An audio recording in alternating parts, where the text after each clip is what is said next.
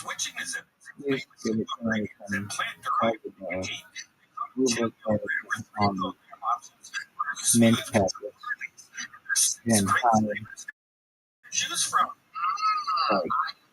nothing underneath. Just mint, nothing on it. So like blood flow to the head is and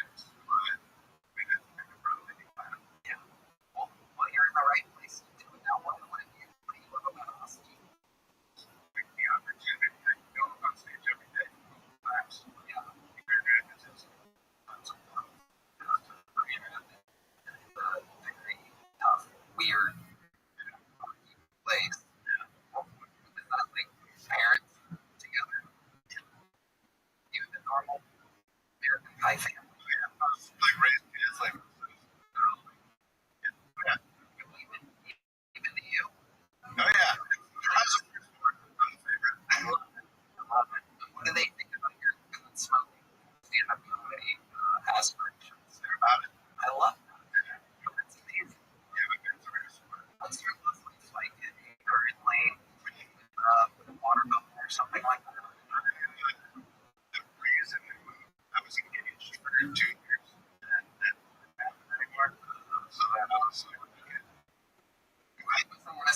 she started and I gotta get the fuck out of here. Taking my shitty dog, driving straight to Alabama. So we're gonna see our public. We're gonna be stranded in Alabama by Anastasia. What did go wrong with the engagement? We felt a lot. We did too many drugs. What drinks are we talking about here? A lot of psychedelics. Being was a big one. Yeah, very good. Still wait. It changes. It's not mint. It's actual mint packets. Yeah, Like packets of mint. I started, like a year and a half ago or whatever, but like, I wasn't taking it seriously until I moved here. Okay. Like, not rich shit, but I'm like, really right shit. Alcoholism. Like, really, just first thing. Really, I only do it. That's amazing. That's so great. I see a bright, bright future ahead of you, man. You have some really funny jokes. I have a good style. I'm excited. Some of the best comedians are people that used to do a lot of jokes that no longer do drugs and still have great space and shit with writing and performing and stuff. So, hope the great work. Good luck in the future. Here's a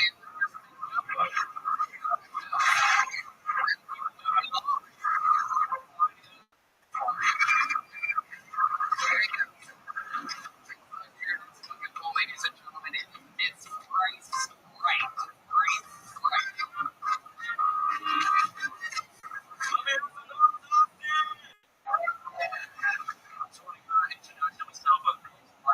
I dropped out of school and wrote my math. I'm actually the family of math, right? Some math, right? The rest of my life, I hang around his wife. For some reason, it was to be his three fitness. I never understood because at practice, his arm being mixed, always gets said, no, you don't have to ask the same question. Like, I'm here to think. Practice, like, every time I was going to get my hands, I was like, is your mom? Is your daughter? I was like, my mom is.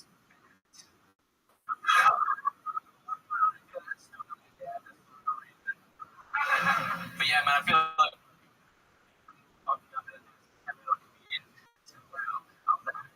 for 10 years, stuck in the number for 5 years, my whole career now, because I got little kids. So now he's on my mind. All right. Welcome to the show. 20 years old, sir. That's the preferred answer. Really, 21? Yeah. I chose the Jackson. I used to comedy shows at Jackson. Two different venues, usually about 3 to 4. Okay. How do you venues? That's marketing, all that. Okay. How much money? Well, every comedy shows not much at all. What's up? Just give us a ballpark. Should we check your Chase savings account now? On average, 2,000 probably. Okay. All right. And then you live in Austin? Not just still in Jacksonville. Yeah, still in Jacksonville. It's your rent. My parents. Yeah. Both of them are. Fucked me up. Kidding. Fucked you up.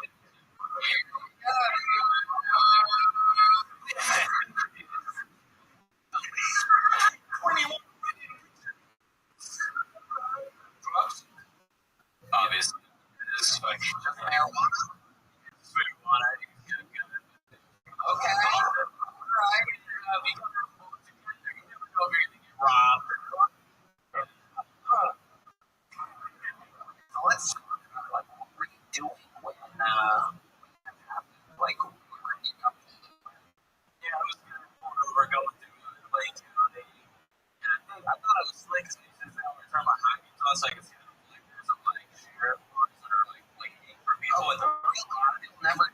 do that. You get to see them first. Genius. Where do you get this weed from? I want some. Did you tell the cops that the white son of you told the black son to see the drugs?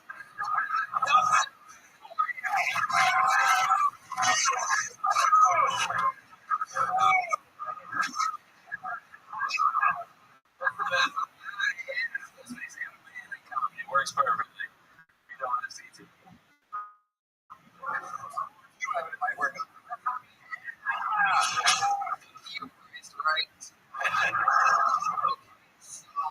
What did the cops say when he came up to the car? He said, "Go on." And it was.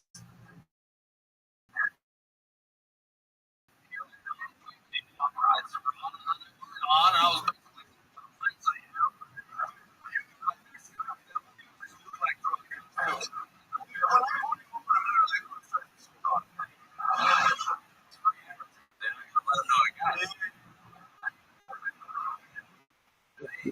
First thing I was like, wait, Kind of a fun footnote. Why we should explore the building over during straight time for the word.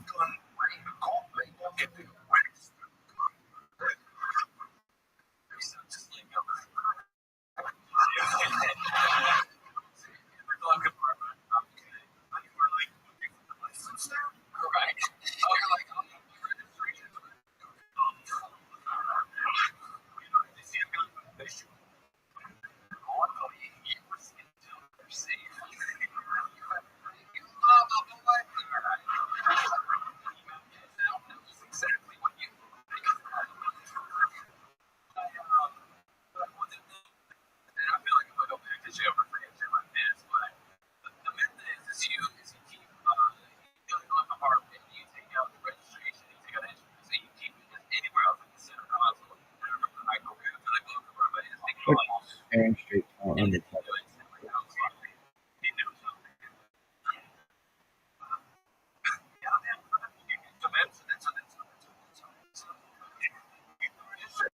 It doesn't have to be a lot. It just needs to be some kind of thought.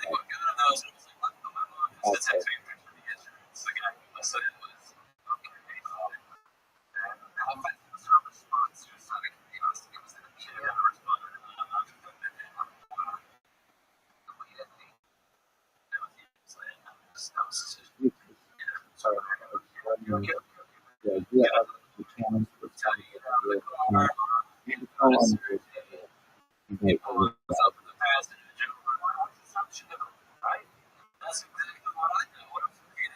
that. So he opens it and the bar just looks at your bed and sleep on me and cups. How long did you go to jail for? Solid 12 hours, but I found it out. Wow. Hell yeah. 2000. What did you learn in that 12 hours in jail? Surprise you. Get out there. Okay. The jail was actually not that bad at all. It was Lake County. And I'm in Jacksonville, so that's Duval County. It's the closest you've ever been to living on your own, so I'd imagine it was pretty nice. So, I went to Lake County jail, by the way. How can I say the compliments? I think the biggest thing I noticed was like, it was actually really nice. The people were nice. And when I got in there, like, oh, yes. County jail. I went. It looked like the clown. Come on in. Like a real fucking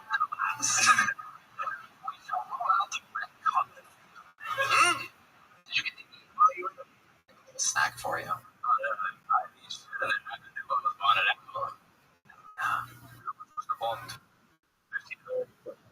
My God. Mom had the yeah. She had to take out some income tax for that one. I had a feeling you weren't making that much pretty those Better than that, checks. please. So, 2000 Provide monthly us is an good. answer. Right. Price, what else is on your list? Single? No. My girl's actually right out at Shakespeare right now. She's available. She's rim jobs every day.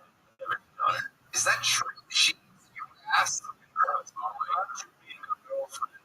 That she's whole bars being a boyfriend. Yeah. While he's on stage. Hey. My house was by all of them. I looked at the oral. Let's see. By all means, ladies and gentlemen. By all new means. So clean. Once getting this in my ear right now. Okay. So your pipes? Yes. I got a new flavor. It's called Dumb Spice. It's a pumpkin spice with pipes. Every time a girl eats it, she's like, it smells like fun. Perfect. It's like girls love it.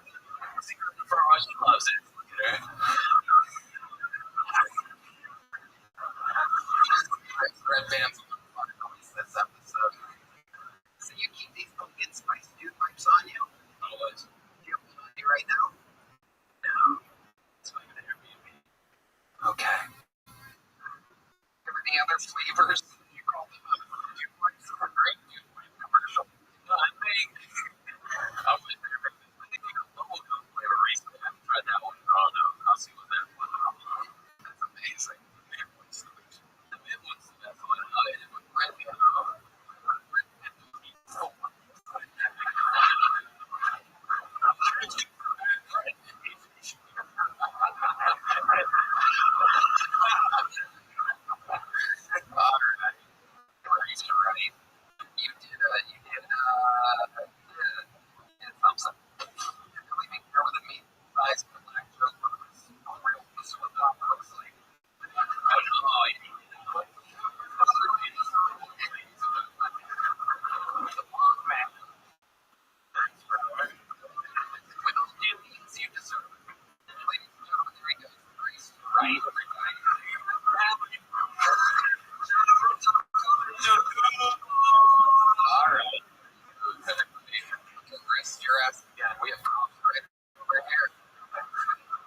Hello, everybody. This podcast is sponsored by Quo. If your phone is still operating on your group, check out commitment issues. That's a problem. Nothing kills momentum faster than opportunity slipping through the cracks because everyone's assuming everyone else is on it. Eventually, you look at the chaos sign and think, it's fucking Quo. That's why today's episode is brought to you by Quo, spelled Q-U-O.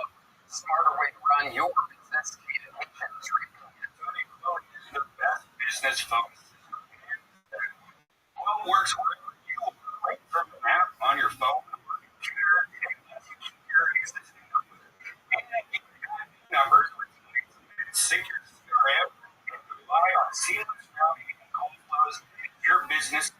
That's right. Your entire team can handle calls and texts from your number. No more missed messages or disconnected conversations. Everyone sees the full replies faster, and customers feel genuinely cared for.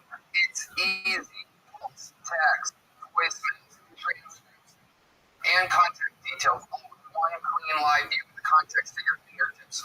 Your team communicates faster, stays aligned, and delivers a personal experience. Make the time where no opportunity and no customer slips away. Try for free. Plus, get 20% off your first 6 months when you go to Quo.com/Tony. That's QUO.com/Tony. Whoa. No missed calls. No missed customers. Everybody that's comes from Talkspace. Talkspace is the #1 online therapy bringing you professional support from a licensed therapist and psychiatrist that you can access anytime, anywhere. It's easy to get started. Sign up online and get credible licensed provider typically within 48 hours. Take your appointments with the privacy of your own home and talk it up between sessions by sending text messages to your therapist. Unlike other telehealth companies, psychiatrists available through Talkspace, so you can get the medication you need to supplement talk therapy if needed. Talkspace makes getting that help even easy. It's only affordable. Plus, most insurance members have $0 copay. Now, let my man run it and tell you why he loves Talkspace. Oh, you can Talkspace. Everybody's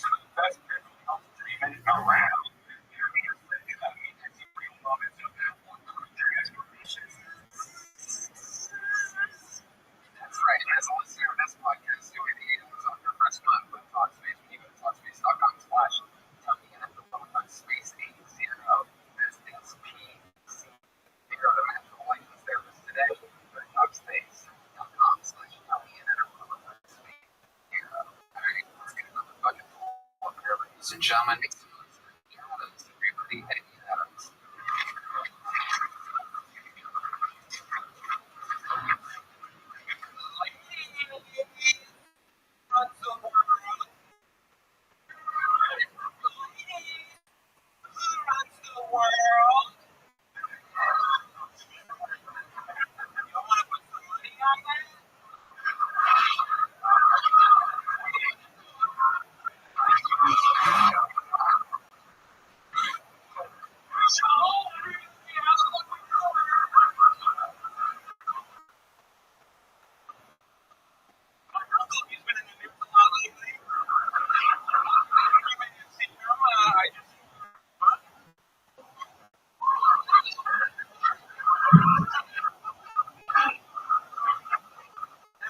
Keeps asking me his Trump's name in this book.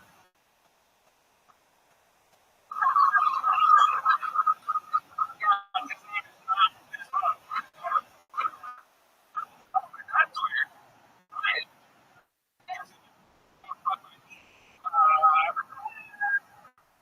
Okay, at least they found that way.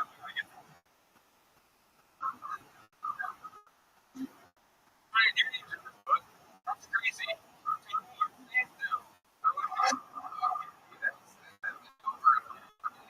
Are we going to fit in safely? I wouldn't. Highlights a little. Very Tony, sat there.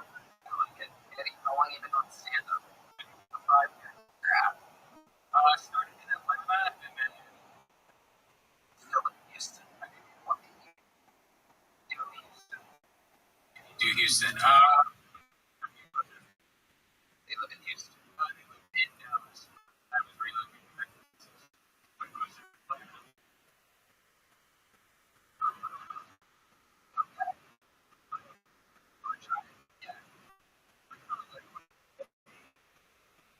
You notice? Came out gay, ended up being Jewish somehow. Later pleased everybody in Jewish. Surprised you didn't go to the Oscars last night or something like that. Are you getting? You sounded good. 5 years. How long have you lived in Houston? 3 years. I sell cars. Do that in Houston. I do. What kind of cars do you sell? Toyotas. So you're actually Jewish. I am. So that's your yarmulke. This is the one that I was bar mitzvahed in. For this. Absolutely. You also came out of the closet for this show. It's like yarmulke. Goodness. What makes it a good yarmulke? Like black? It's like wow. It is. Wait, that's the same. That's made from the drug. Benny Bruce. Gay because it's the same color as your microphone? Oh my God. By a Toyota. Oh my God. What kind of Toyotas are you flying the most? What's your specialty? It's Gomez. Okay. Let's do a little thing here. I just walked into, but I'm not just a normal stranger. I just walked in here for a dealership. Hey, what's up, man? Looking for a car. Some pretty good fans in the back. I'm going to go show you them. All right. Adams. What's your life like? You have a girlfriend right now? I just got married. Congratulations. She's Jewish as well. She is not Jewish. Oh, what is she? She is ghosted. What? I'm not relating it. What do you grab? Okay. What's the one? Explain the engines. It's probably like, you're not really trying to get laid. You're more trying to go on a Gay.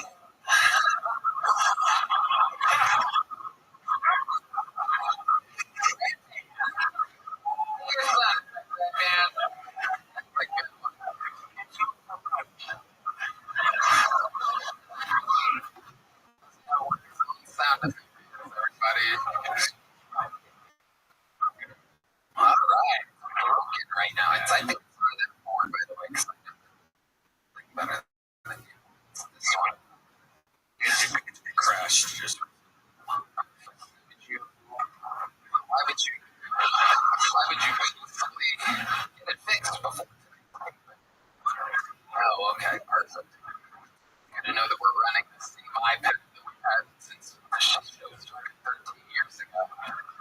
You guys been together? Oh, we've been together 3 months. Are you engaged? Oh, yeah. I'm sorry, I had to fuck that. Were you engaged? Okay. Where was the wedding? The wedding was in Houston. Wow. What made you do it in Houston? That's where her family is. So, she's got a big family and didn't want to make some of her older relatives travel. Wow. Okay. What's crazy? These special skills and talents. Special skills talents? No. You collect anything? You have any hobbies or anything like that? Is there something quirky enough? How do you feel about Iran?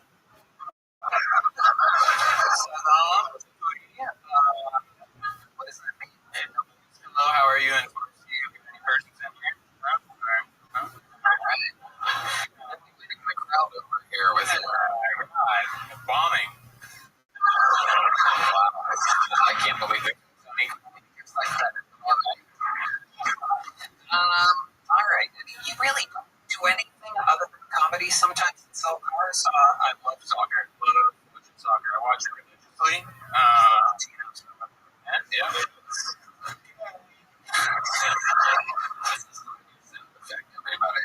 When the board crashes, you just have to do it on your own.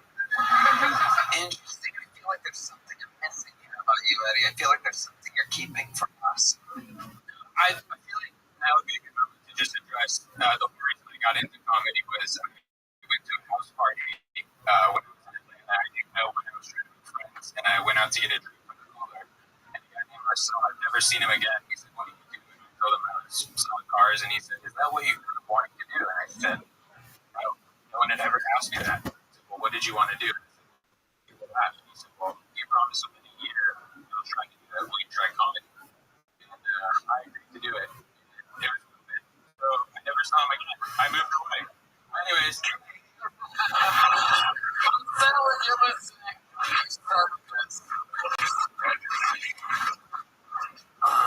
Here you go. If there's anybody I know that needs to write actual jokes, it's you. So there's a big joke, but there you go. Eddie Adams. We'll see him again. All right. We have a special treat for you. We have a very well-known Greek comic in New York visiting during the South by Southwest season. Who's going to do a minute for us? Maybe a little touch more. We're going to let her know, ladies and gentlemen. Sometimes you can't rename everybody.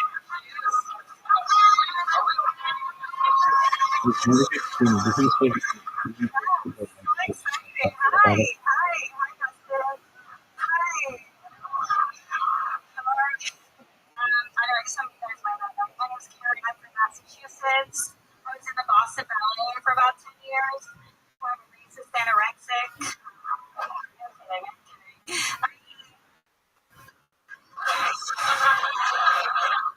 I'm also an alcoholic with a very helpful tattoo that served me on my arm. True. Whenever I miss working out, I just sleep with an MMA guy.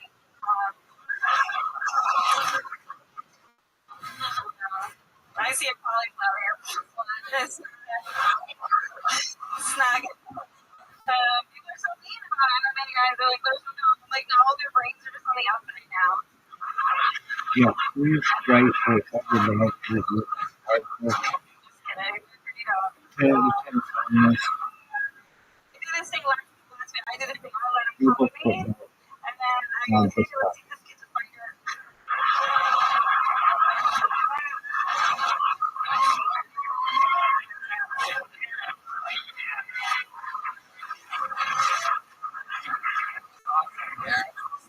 It's really good. Thanks for having me. Absolutely. Have you ever been with a MMA fighter? Yeah, I like Gary Tillman. He's the lion tamer. Look him up. Did you ever go to Okay. Check it out. Immediately. Thank you. On top of that, it's contributed or anything. Usually logic and mix it out with the heart I of think you can ask him. I think it might be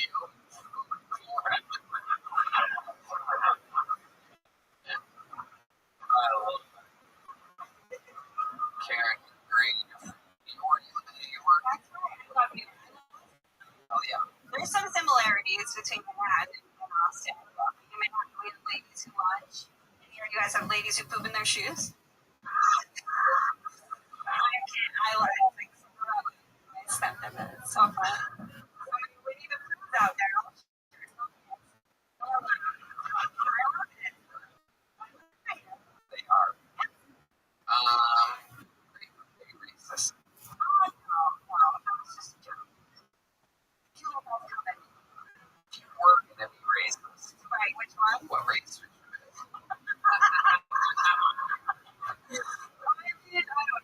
Jews? I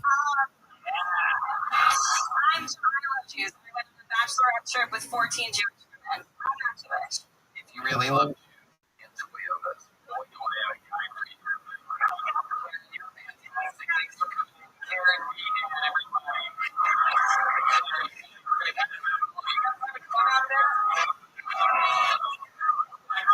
Everybody, we're going to meet one all together by the name of Karen.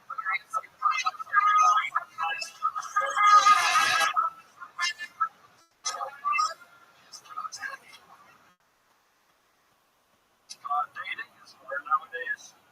I was sleeping with this one girl. I actually loved her. I would have done anything for her. But it turns out she had a no heart beat. And it always be when old people say, oh, you guys have it so easy nowadays. Like, yeah, you had to go war or whatever, but we also had to deal with trauma.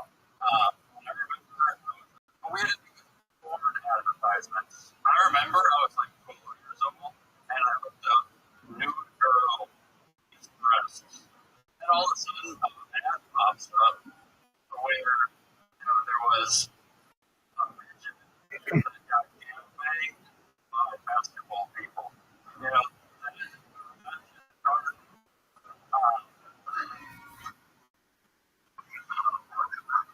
Yeah, so for all people for their trauma, they got called a hero and got a purple heart.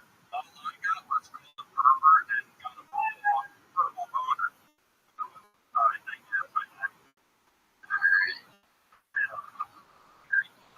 Yeah, that's good.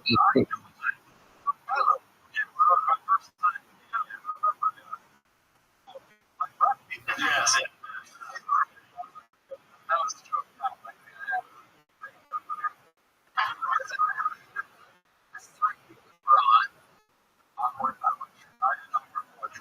The first time you wrote, you said you don't want to do it with my two afraid people will steal your material.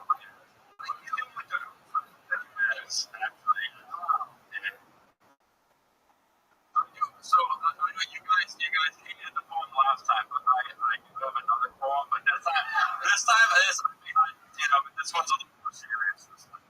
Am I allowed to read it? How long is it? It is shorter. I know anything is shorter to stop you. How much shorter is it? It's a bit shorter. It's about You had to guess the length from the start to the end of the book. 2 minutes. That's crazy. Integrate the market with not just but We don't just have one. The internet is I can juggle. It's absolutely hilarious. But it's not coming across right now, but I'm assuming. And then I also have a poem.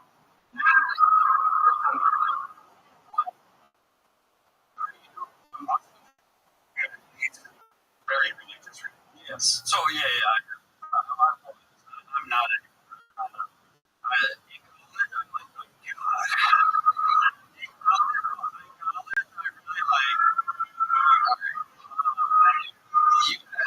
you gotta take a break from signing up for this show. Prepare. You don't test out any material anywhere. You just write very long poems that nobody wants to hear writing. Like, isn't that crazy or hard? Like I think what? I want to hear what your response is to that. You never had anybody tell you before you like, you ever play sport? Did you ever play sport? Basketball. Yeah. Wait, what's Wisconsin? Oh, you're probably fucking great at Wisconsin basketball. Yeah. Were you a starter on your team in basketball? Starter, but there was about 10 guys in high school that were, one was in a wheelchair, 3 of us had autism, and so I made the team. Yeah. Guys are pretty good.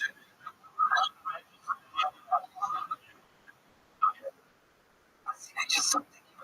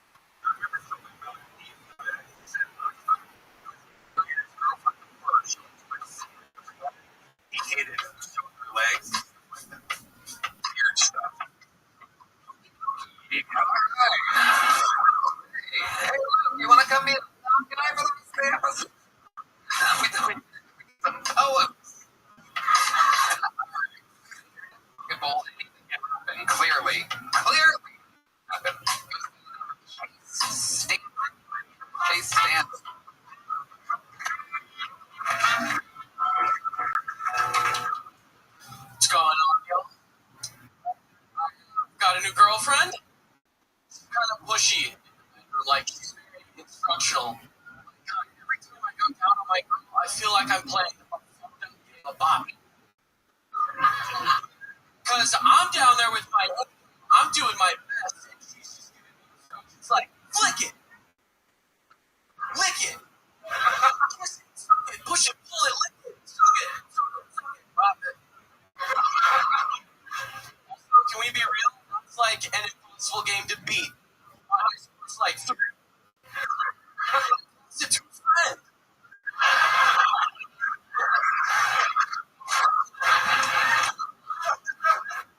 My girlfriend's got a landing strip.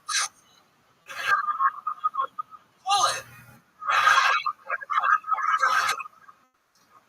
My girlfriend's got a landing strip. I pull that shit. I call my girlfriend's vagina Gaza because she looks at it and she'll die.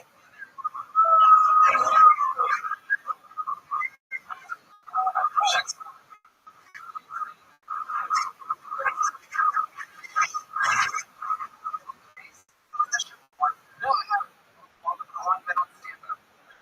I've been signing up the entire time. Wow. You finally got up. I think that it's the first time you've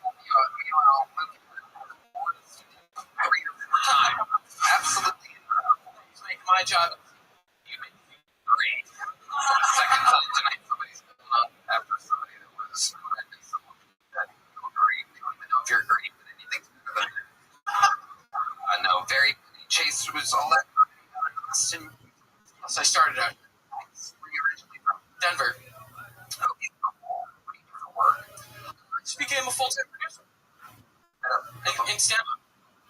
Nice. This is fucking crazy. I met the owner of the aquariums out here and fucking talked my way into a contract. So I'm going to be producing shows in aquariums. A little place. You're going to be doing comedy shows in aquariums? Yes, sir. Yes, sir. You bet. God. I'm like people with a cold. You do something like that, you completely redeem yourself. Okay. So, the guy that you met goes with I'm the aquarium. I don't understand. There's like an aquarium box. It's fishy as fuck. It's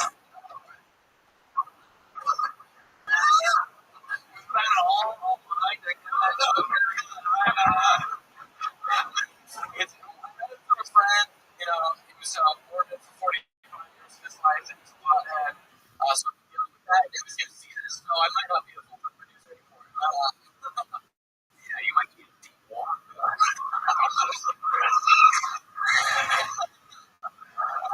love it. So, what did you do before becoming an imaginary aquarium producer? Oh man, I feel like every job I've had is fucking fake. I was like a salesman for OpenAI, but I didn't sell anything. I just wrote prompts for them, and I used ChatGPT to produce my works. I was allowed to do that. I did like spend hours being like, make sure this is developed. Like it's right there. I'm working on it. It's got some things. Just got the fence. There you go. Okay. Another job. Give us another job. All you have to do is do door-to-door sales. Guns pulled on me. I got chips. The worst door-to-door is like, I'm going to close this deal. This guy's like fucking dead. His daughter, my age, and I'm about to close like 62. He's like, I'll buy it. If I can see it. I was like, what?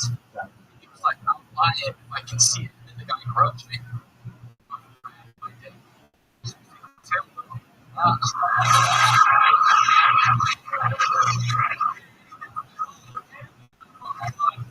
That's just a roll. That's warm up, dude. Yeah, you're right. That's your chance.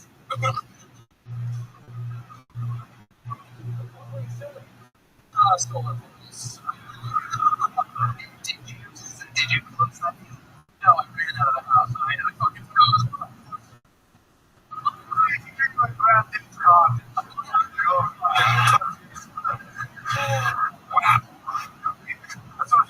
He must have been like, what's that? Started his diesel that he runs everything off of.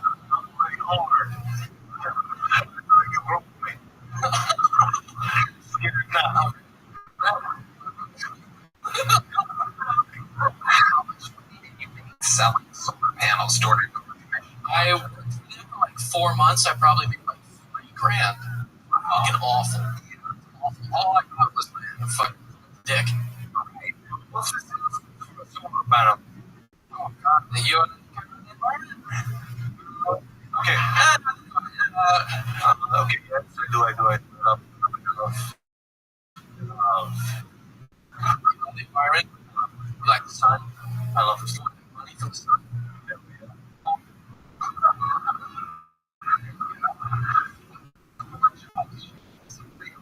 I worked in Home Depot. I worked in the garden department, in the mills department.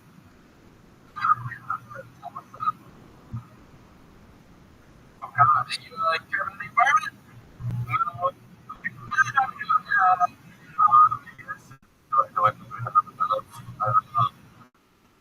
You love the environment? Sun. You want to make money from the sun? Oh, yeah. There you go. Give us some more jobs, Jake. Give us some more of your wacky jobs. I worked at Home Depot. I worked in the garden department, in the maintenance department. Tell us about that. I was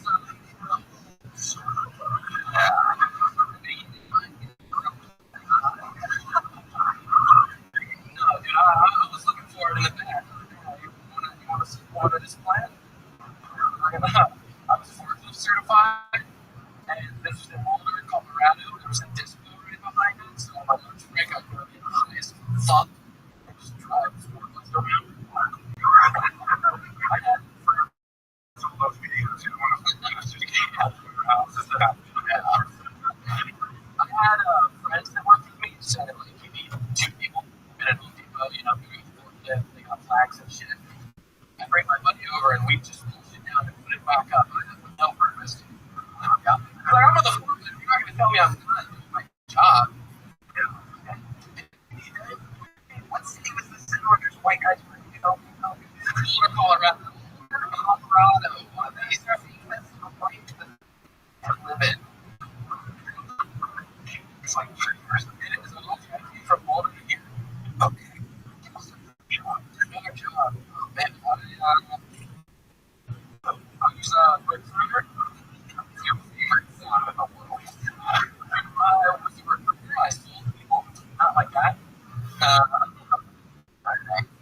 It's very a lot of funny jobs. I was caddy for a little bit. That was very neat. You were pretty catty towards the guy that groomed you. Yeah, that's solar panels. Alright, what's that? Did you say before he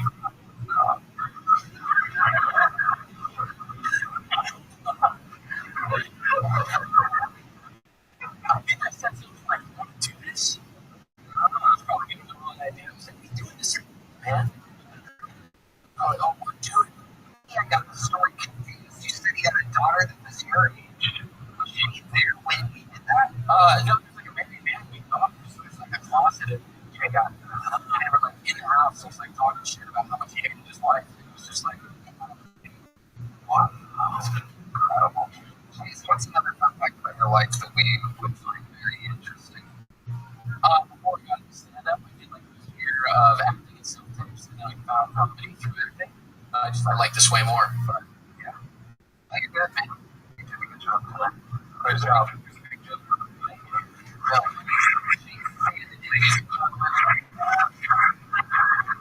Give us a treat for you guys.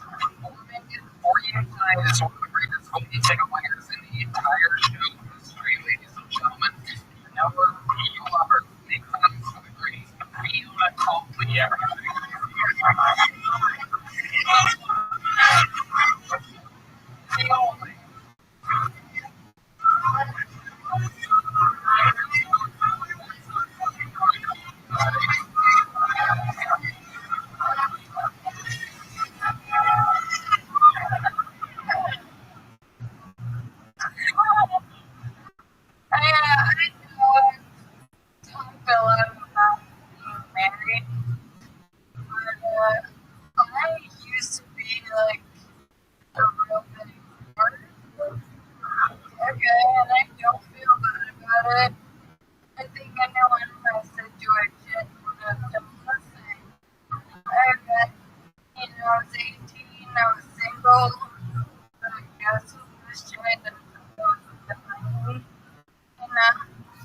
want to hold you as much dick as possible.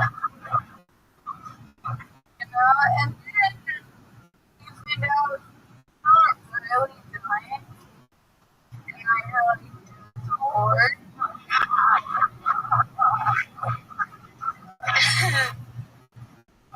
And that is her true to live with.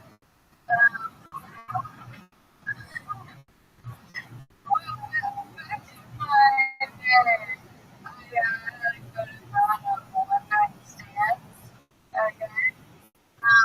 But I'm a normal lady. Sometimes I want to do it, This shit isn't possible. Every time I back up, and so I didn't have like a personal for it. I'm certainly the only fucking black guys.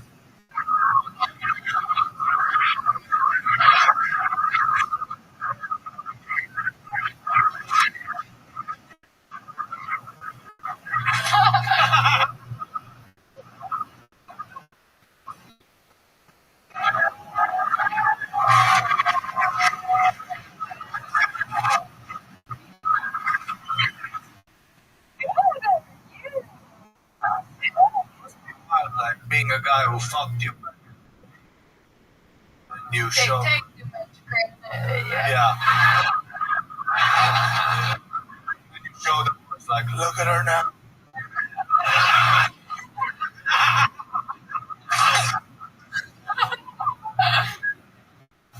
Have you ever been? I have.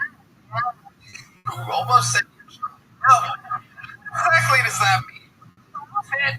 12 inches. I'm not kidding. That is why I'm in the wheelchair.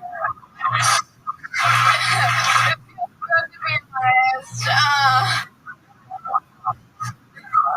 Where'd you meet this? College. Here's another one for you right here. That's what I was talking about. College tour. A lot of ladies and a lot of girls. College. I love college horror. Oh, word? You see, you have a wild college life, did you? Yeah. I thought it was done. Yeah. When was that?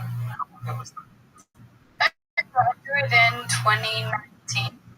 Yeah. And you had your condition then? Yeah, I got diagnosed at 18. So, Before. I'm gonna keep thinking of my term out.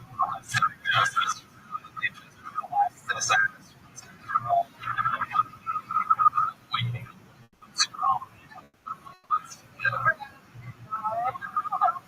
I used to make a room with dancer. I thought she was going to die now, so.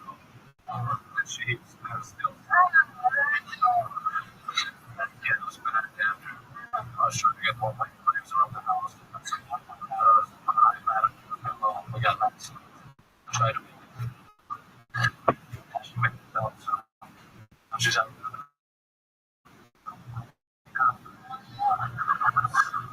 why did you survive?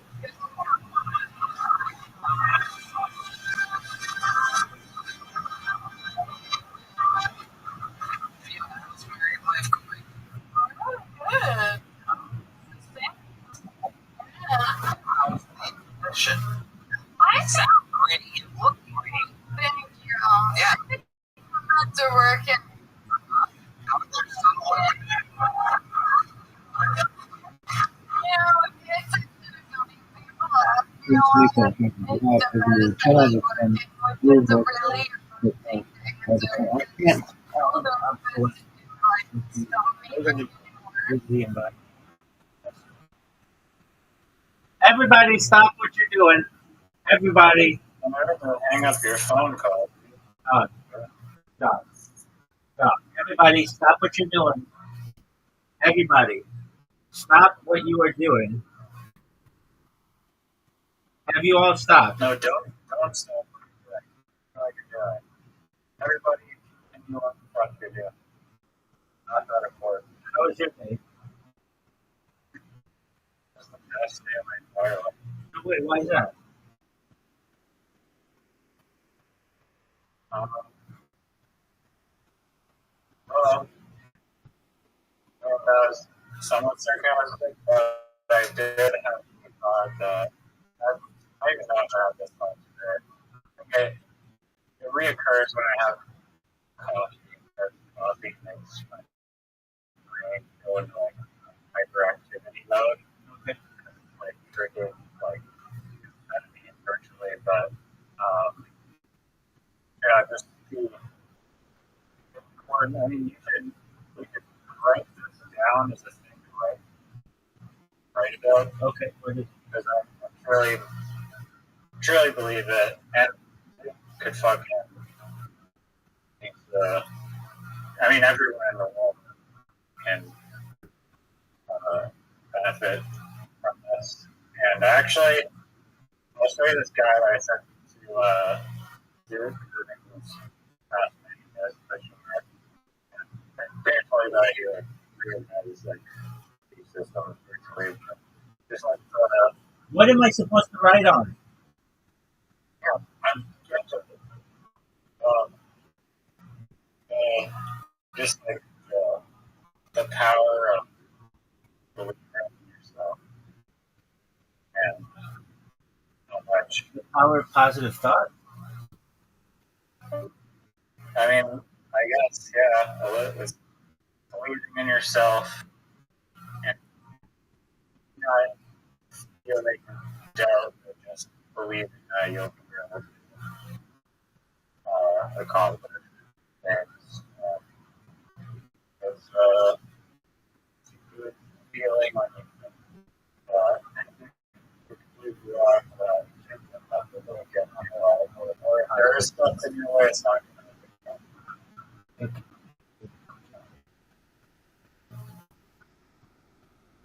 Now, you have to create cognitive framing and behavioral control, legal and political account of positive thought as an adaptive decision making. How do you like that, son?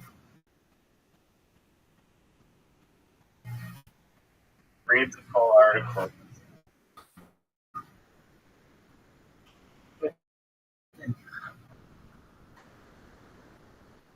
I would examine positive thinking not as a metaphor, uncertainty.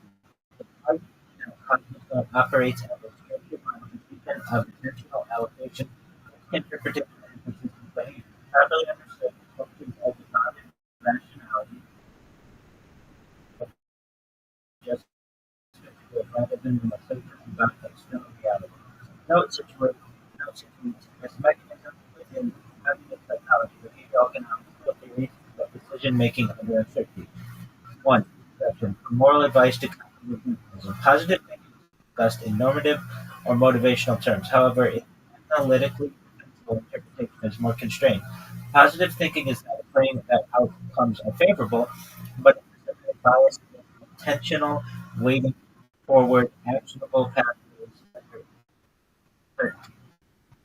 This reframing shifts the concept from psychology as philosophy to psychology as decision architecture. Two, Two, cognitive framing under uncertainty. Human decision making operates under bounded rationality constraints. Limited information processing capacity and incomplete predictive models. Within this framework, cognitive framing functions as a filter for perceived options and modifier of perceived probability to determine a persistence threshold. Positive thinking therefore does not change external conditions, but alters the subjective decision tree from which those conditions are evaluated. 3. Mechanism 1. Attentional allocation. Positive cognitive increases actionable variables, partial progress signals, intermediate success, and decreasing salience of catastrophic outcome projection not controllable variables. This is consistent with attentional control theory, which links anxiety and attentional narrowing to reduce performance efficiency. 4. Mechanisms for persistence controlled adjustment. Behavioral terms persistence and effort-based tasks is partially determined by perceived probability of success. Positive framing alters the threshold at which effort is met. not by changing actual probabilities, but by adjusting perceived expected utility curves.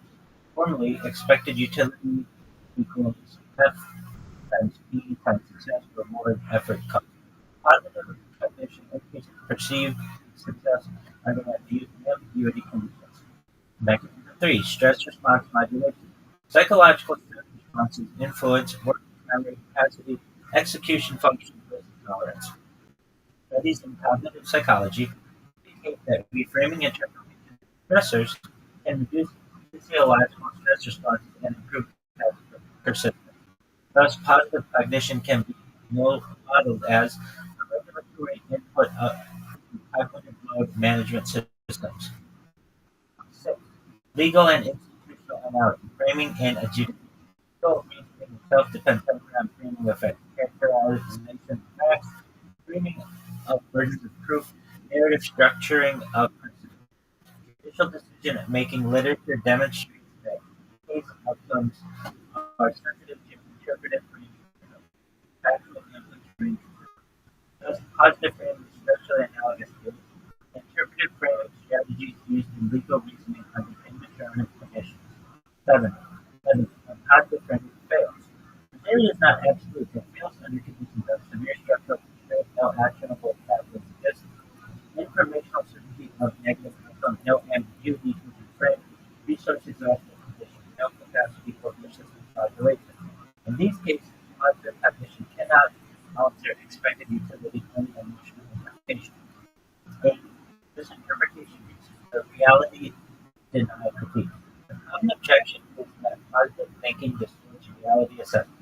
The critique only if causative framing is misapplied as a substitute for empirical evaluation rather than a modifier of decision strategy under certainty. Properly constrained, it is not epistemic denial, but strategic emphasis for recognition under equal. 9. Conclusion. Positive thinking analytically formalized professors would not have metaphysical optimism, but as a dominant rationality theory that modifies intentionally persistent mental and stress response dynamics in uncertainty. Its effectiveness depends not on altering existing reality, but on optimizing internal decision architecture when external reality is completely known.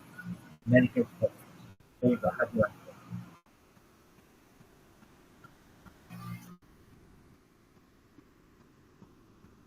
Uh, yeah, no, that's cool.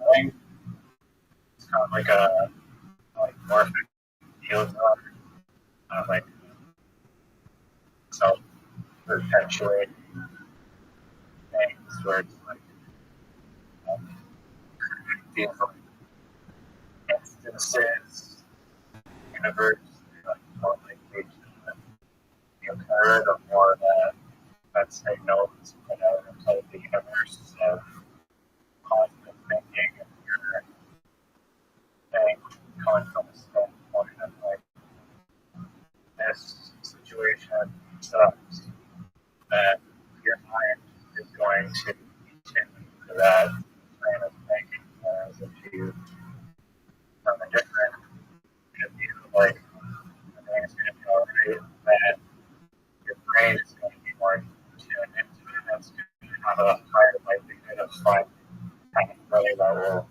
work in that reality. So, I play a YouTube video for sure. So, I haven't watched them in so long. Alright, let me have you see this. One moment.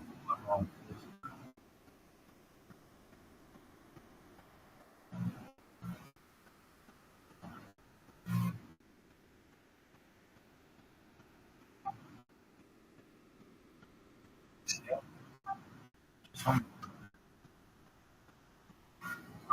the club can.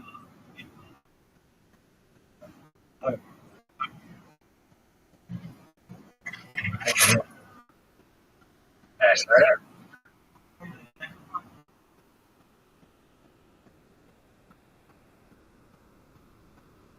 Yes, you can.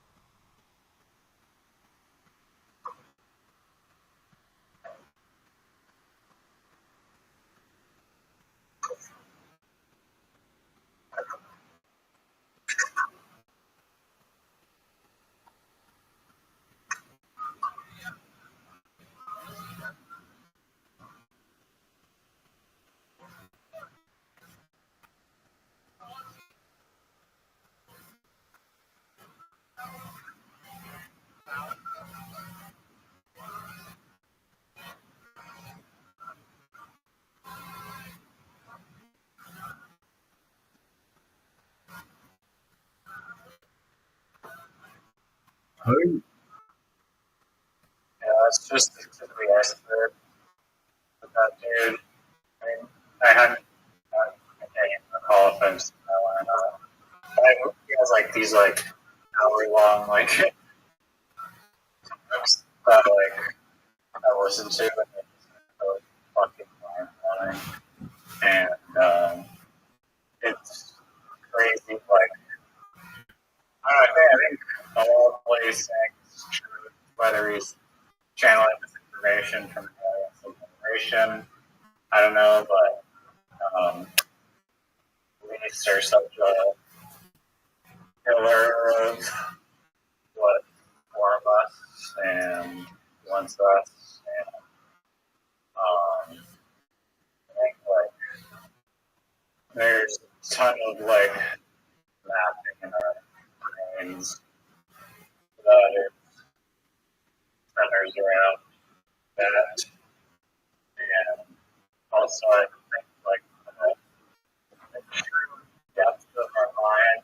I mean, like, I'm sure maybe we can attest to this. Like when you take a psychedelic, it's like stepping out of Plato's cave, like the rabbit out of the magician's hat comes down. It's like you're just bombarded with imagery of like this like, new reality that is like more the core fuck my mind so much more than what it typically is on such like a deep level. Sure. Why do you think this guy is channeling this one? This seems like what? No, that's what he claims. If you were to hear it. Okay. All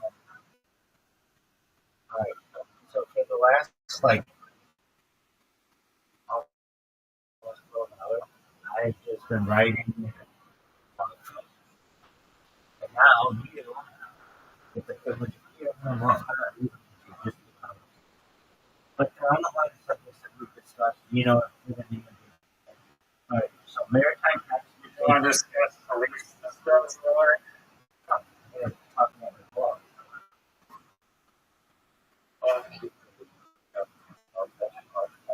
No, I let you go. I let you show me an 8-minute video on this guy. I have nothing more to say on his belief system. I'm skeptical of it because he's just No, I want to hear what you want in the police. well, If you don't I mean, have anything. it's basically channeled look at an article that I read that is like the power of positive thinking is important, but you don't want to use it with important. You don't want to use it in, no matter what. It's important to be rational. Well, especially if you don't have an alternative, like the person who is on what's but someone who's like on the edge of a cliff, he's like, I'm going to use the power of positive thinking to jump off this cliff to be able to survive. Well, from the height of the cliff, and that's thinking. So they're often limited. But for someone who's like a boat in the middle of the ocean, they continue to have that positive thinking, there may be a chance that they may be able to survive.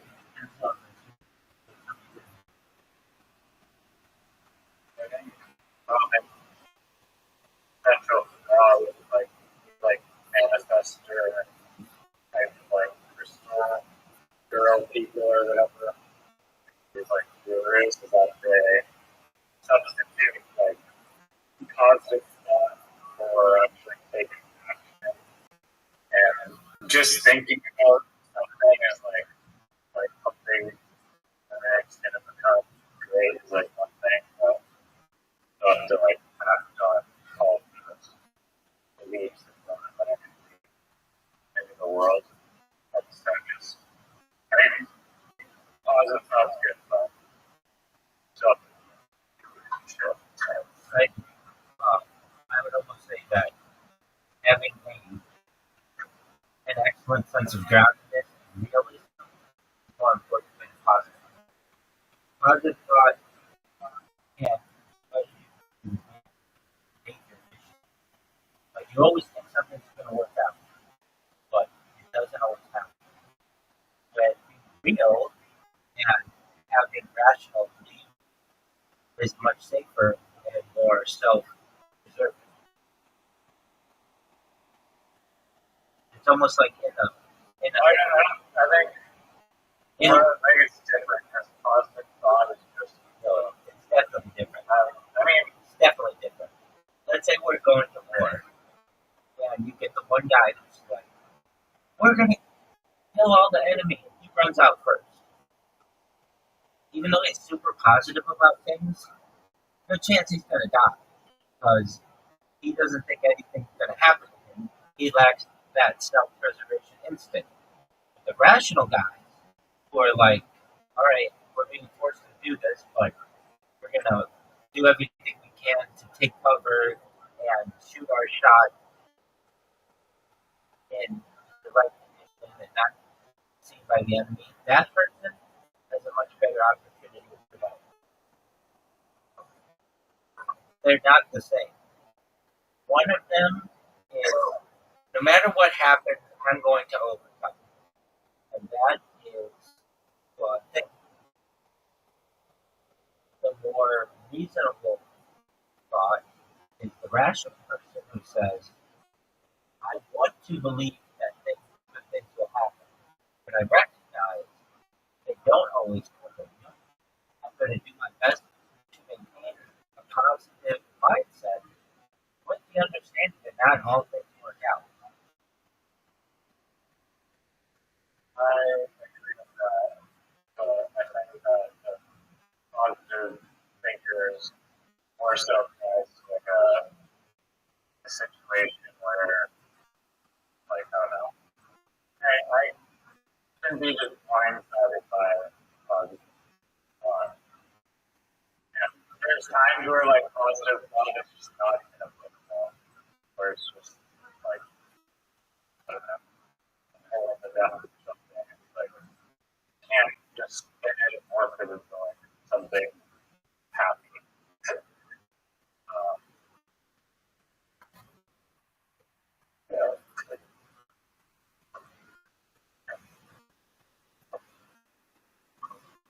What got you into positive thinking today?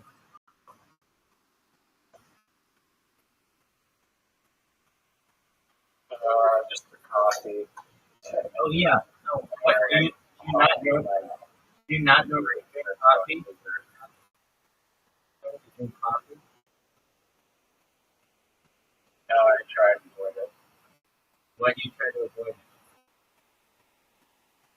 Makes my tinnitus worse, and it gives me cramps, and it also gives me like headaches and brain fog, and like I can't. I crash after, and then I can't think as well for days after. Again. Well, that's a legitimate reason to avoid it. So, what made you drink It feels good for like 6 hours, and then, but also, yeah, I have like cold sweats and shit, and it feels like I'm withdrawing from hard drugs or something. Does Or a smaller degree. does decaffeinated coffee make you feel the same way?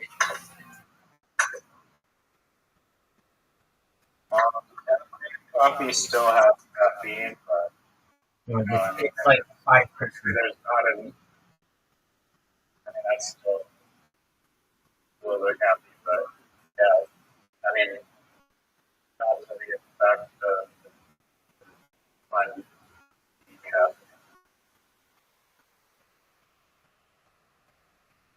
Okay, so why don't you just normally drink regular coffee or decaf coffee? So that doesn't give me like the Okay, so you're saying that there's a sense of euphoria for like 6 hours, but then you get withdrawal and you get headaches, etc. Correct?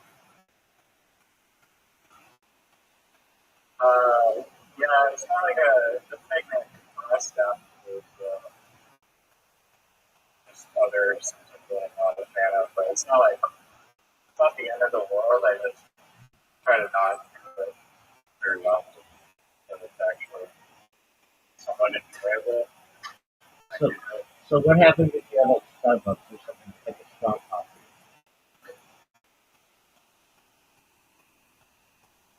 I mean, it's like probably the same as the coffee I drank this morning. Like, it's gonna wake me up, and then I'm gonna have potentially cramps that don't lie during body withdrawal feeling. Other, yeah.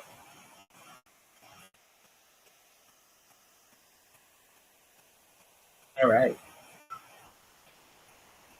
Or when I am on coffee, it's like I can feel like powering ideas. And I'm like, holy shit, this is a good idea. This idea is powerful. This idea affects people around the world. Ideas are like the basis of consciousness. When people believe and have this belief in an idea, it's a powerful thing. So, So you have like a yeah. yeah, basically.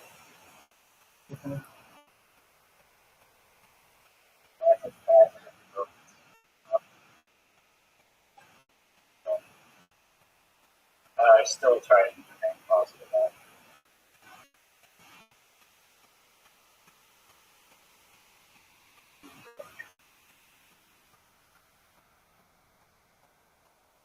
You want to read all your articles? There you go.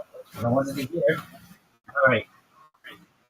Maritime passenger safety architecture and the case for mandatory overboard prevention systems on cruise vessels. That's the net that goes around cruise On the ships. non-overboard. Bear scare devices in the law of cruise wildlife. Well, that's a fucking pirate.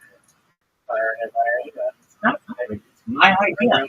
I came up with it's my idea.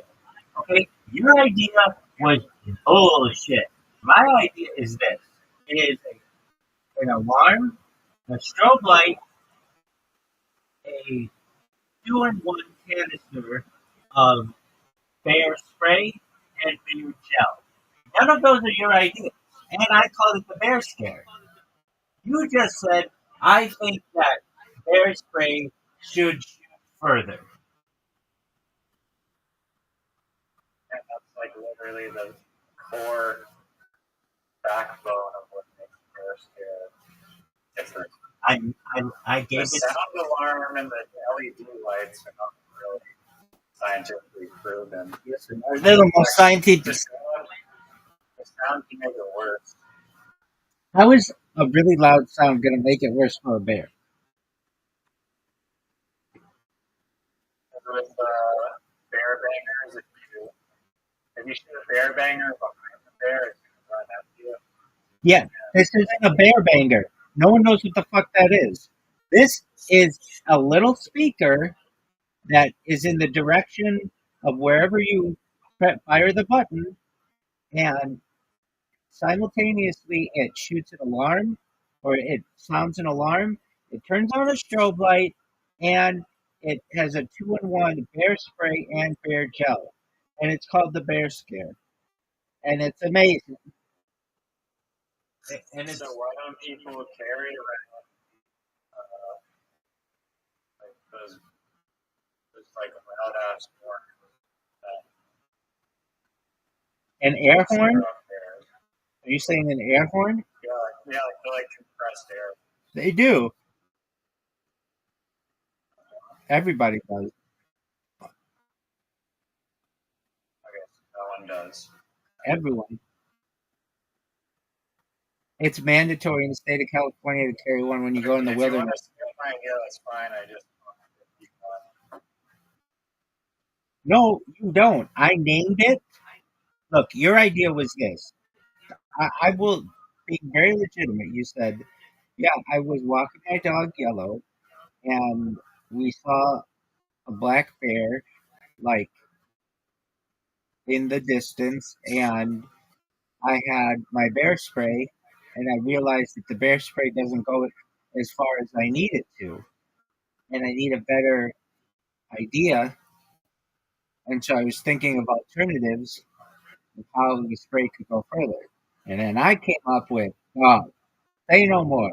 This bitch is called Bear Scare. And you're like, that's the greatest name for an item ever. And I'm like, duh, you're rocking with the best. And then I was like, you should put an alarm on it and a strobe light on it. And it could be two in one, that it could have gel to shoot far and spray in case the bear comes within, striking distance. And you were like, that's the best idea I've ever heard. I'm glad you gave it to me. And I was like, duh.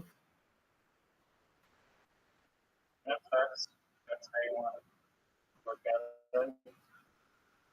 And that's how I became 51% owner of Bearscare. All right, next one. Cognitive framing and behavioral constraint, a legal analytical account of positive thought as an adaptive decision-making method. That's the one we just read. I know his risers steal all his ideas. Planned obsolescence as a regulated market failure, a legal theory of artificial product delay. That one is basically planned obsolescence should be avoided uh, because, and I want to make the argument that it goes against the environmental movement, basically sustainability. Okay, next one. Sure you did. Next one is forensic fragility, the scientific validity crisis in police field drug and biological testing. This is the issue with Lindy Chamberlain and the iron oxide of her car. And like, there are like millions of different chemicals out there that could cause false positives on the police stuff. And so it should be reevaluated. Next is selected de-emphasis theory and the stop talking about it problem, a reconstruction of viral colorblindness, intuition, and social salience theory. So this is an argument. Uh, I saw a 60 Minutes interview with Morgan Freeman in 2005, and he basically says, if you want to stop racism, you should stop talking about it. And I'm not saying that it's right. It's just you can go several generations without talking about it, and nobody even knows it exists. And next is the Bering Strait Tunnel, a global infrastructure project for a connected future. You know I love that one. Next is mint packets, sensory stimulation, and the design logic of portable oral refreshment systems. So there's this argument to be made that you can. I'm not talking about Zins or like chewing tobacco. I'm just talking about literally straight mint in your mouth can help focus and it gets more blood flow to your brain. And I don't think is necessarily a negative thing. I've seen statistics on it. Next is not that necessarily, but I know what that is. Next is Mizono bread as halakhic category engineering, a formal analysis of functional bread classification in Jewish law. It's basically we can make bread using juices as opposed to water, and if we do, we don't have to say a really long blessing afterward. That's basically it changes the blessing system. It's very much a loophole that already exists but isn't utilized that much, and I advocate for it. Next is dental health, functional capability, and the case for state coverage of comprehensive dental surgery. Basically, I advocate for the state, like California is nice. It has like dental care and um, some eye care, but like and some health care, but not all states do. I think it should be like a federal provision that does that. Next is wage erosion and the case for mandatory inflation index competition in labor markets. So basically, in the United States or even globally, the first day that you take a job is the day that you have the most amount of buying power for the rest of your career. So what I mean is this. Let's say you, on average, every year get a 3% raise, which is a really big raise. Usually raises are not that much. But inflation every year is 5%. Then every year your buying power is negative 2%. If you work there for 30 years, negative 2 times 30 is negative 60. So basically, you are working twice as hard, or you're working as hard for less than half the money by that time you retire. And I don't think that's right. So what I think is whatever the inflation rate is, you should automatically get that with your wage. Next is pediatric vision equity and limits of corrective dependency, a case for early optimal intervention in childhood refractive care, just basically saying that children at a young age should be able to get treatment. Um, Is there a tipping point where like wages diminish so much that like society basically like crumbles? No one can buy goods or services. yeah, I mean, that gets into like uh, hyperinflation, like the argument can be made. Uh, Next is the Chamberlain case and the collapse of evidentiary reliability, a procedural justice failure in high-profile criminal adjudication. That's Lindy Chamberlain and how that shit is terrible. Next is refractive surgery and functional vision equity, a case for public coverage of laser vision correction. The next is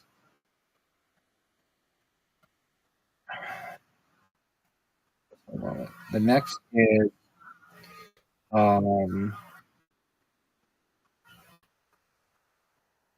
visual equity and medical necessity, a case for comprehensive coverage of victim ophtho- ophthalmic surgery. Basically, in the United States, it's a kind of a shitty system where you can get vision care, but it's not always the best. You're not always offered like the premium versions, just like the bare basic ones. And for your eyes, I think that everybody should have the same right. Next is reconstructive and therapeutic plastic surgery as essential care, a case for coverage in severe psychological and trauma-related conditions. So, like, let's say you're a burn victim, it's really expensive to get all that kind of like surgery that you need to like fix yourself, and a lot of people can't afford it, and they go into like deep depressive states. And I want people to basically be able to avoid that. So I'm not talking about like breast implants, but I'm talking about like let's say someone had like a huge birthmark or something that was causing really a lot of like issues that should be covered by the state. The next is, dude, I wrote so many of these. Against latency as a default, a doctrine of immediate responsiveness in consumer computing systems. I'm sick of having to wait for computers to turn on and phones to turn on and like loading. I'm sick of that shit. It should all be done in the background and it just works automatically. Next is the marginal utility of fifth generation wireless, a user centric critique of 5G deployment. Outcomes basically 5G, I'm unimpressed with it. I don't think it did that much. And it was supposed to be like it's groundbreaking technology. But let me ask you, can you tell the difference between 5G and 4G LTE? No, no, I already know. Have this towers up everywhere. Yeah, but that's not like your phone's faster. Uh, Let me actually go over the technical specifications of it. I do in that article, and like it's all back end stuff. Um, all right, next is from password coverage to baseline service, a case for minimum whole dwelling Wi-Fi performance. Basically, when you buy a Wi-Fi router, it should work everywhere in your house. You shouldn't have to have like additional things like repeaters or the grid system. What do they call it? They call it like a Like if you have a big house, the Wi-Fi should work everywhere in the house. It shouldn't like not work in certain rooms because you're far enough away from the router. They should 9 megahertz band. yeah, but then that can cause issues too. Yeah, and you start popping out with three heads. Next is eliminating acoustic feedback loops in consumer devices, a design mandate for non-echoing communication systems. It's what happens in here when that thing goes. I can't stand that, and it happens on all my devices because I have so many effing. Um, I have so many microphones that are like pointed at each other that it just and I don't understand why like engineers haven't figured out like, oh, there should be a setting just like there's noise suppression, there should be like echo suppression, and you can just turn on like a little um like button and it just fixes that. All right, next is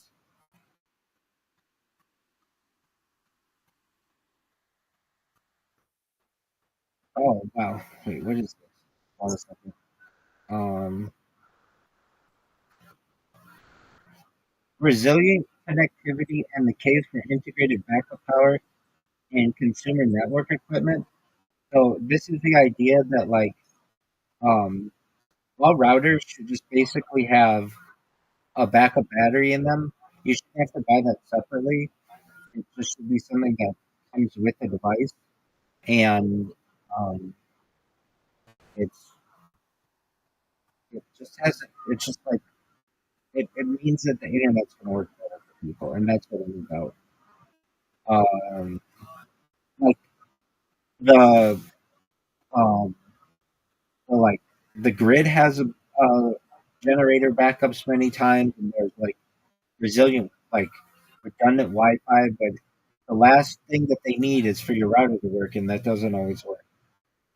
All right, next up is topless equality and the equal protection clause toward gender-neutral public nudity standards. Basically, I'm a free the nipple advocate, not because I want to see women's breasts. I want to see women's breasts. I can see all the breasts, but it's the idea that women are discriminated against, and I don't like that. Next is content moderation, localization, and due process, the comparative institutional argument for jurisdiction aligned review platform governance. So basically, I'm sick of my accounts getting banned by somebody in the Philippines or in India or wherever it is. Like, you might say something on the internet that's like cool in one country. Like, okay, here's an example. It's not like a great example, but it's an example. Like, do you know how people in like England and in Australia they refer to each other as cunts like all the time? Well, I think that like you kind of have to know the culture a little bit, and if you don't, that can look really, really bad in some countries and not others. Um, or like use of the N word, like in some cultures that's fine, and it's like normal. It's how you say bro or friend or whatever. But in other cultures, it's not. And if you're very far removed from these cultures, you won't necessarily understand it. And I don't like that all of this moderation and administration has basically been given to the lowest bidder in some other countries. Next is algorithm platform discipline and the case for anti-discrimination auditing in digital gatekeeping systems. So this is the idea that, like, the one that comes to mind in my world is OnlyFans. OnlyFans, like, I applied twice to do OnlyFans. Not because I want to be naked on it. I just thought it would be funny to be. And they rejected me twice. They didn't give me a reason. They just rejected me twice. And I think that I deserve an answer to know why I was rejected. Was it because they think I'm ugly? Was it because they don't want a religious person on there? Was it because they didn't like my social media? Whatever it is, they need to tell me because there are certain standards. At least, like OnlyFans has become like an employer in its own way.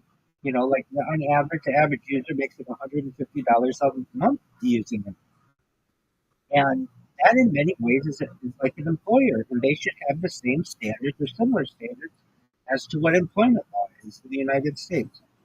All right. The next is, and I can tell you just enthralled by all of these. Um, it is against modal interruption, a theory of non-disruptive notification architecture in digital systems. This is the idea that you shouldn't get pop-ups for cookies and pop-ups for all kinds of shit. Hey, rate our app and all that other shit. Use of an app should be smooth, and you shouldn't have to worry about accidentally clicking on an ad or something because it popped up. I don't like that, and so I think that if they want to send you something, it should be a little notification in the corner, and then you should have to look at it or whatever. But it shouldn't come. One. Go ahead.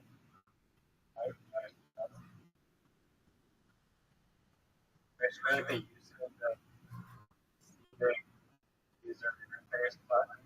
That's a good one. That's a good one. At X, the X. If I search something on Google on my phone, pop up on the screen says you want to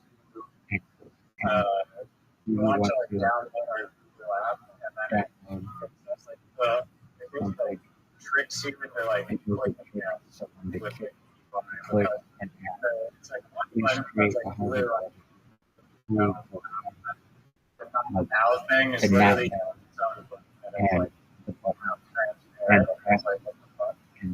That's really cool. I've also seen like craft AI trying to like show you like a food plan. It's like the free plan from like the paid ones are like actual funds that you can put, and then you're like how the fuck is it select the free, and then it like takes you off of the yeah, I'm gonna write on that too because I know people who deal with that. The free plan and like hiding that and pushing the premium plan all the time. And it should be really clear, and the free plan should be available with the other choices. You shouldn't have to scroll down.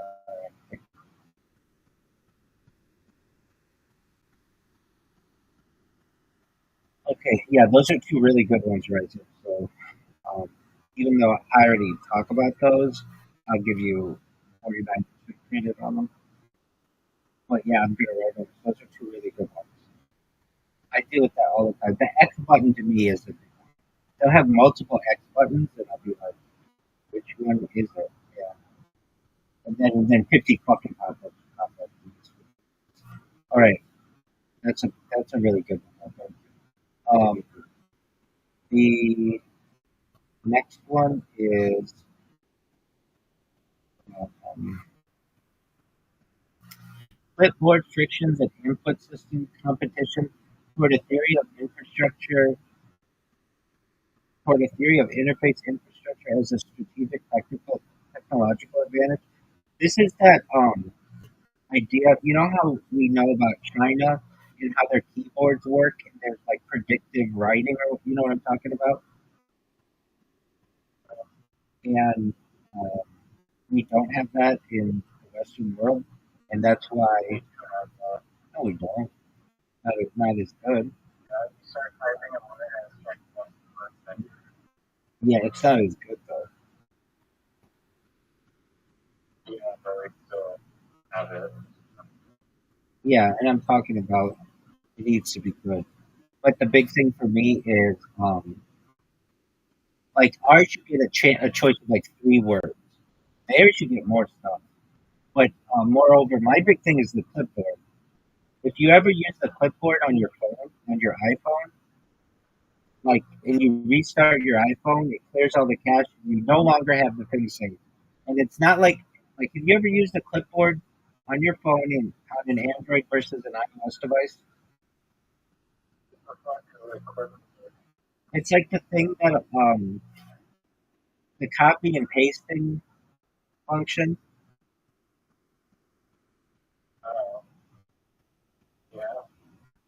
Okay, so on an Android device, it will save all your clipboard stuff, your copy, the stuff you copied. It'll save it for years, and it'll save it like for long periods of time. On an iOS device, it saves it for like 10 minutes, and you can't go back and you can't get old stuff that you clipped or you copied. It's too simple. Um, oh, it's a total feature, and Android, it's really nice. Next is Digital Transaction Revenue Act, a volume-based fiscal framework for algorithmic finance with inflation indexing and retail safe harbors. So this is essentially putting a $1 tax on all um, transactions with the stock market. And if you did that, it would like bring in like $300 billion a year minimum, and would pay off the national debt. Is my argument. All right. The next is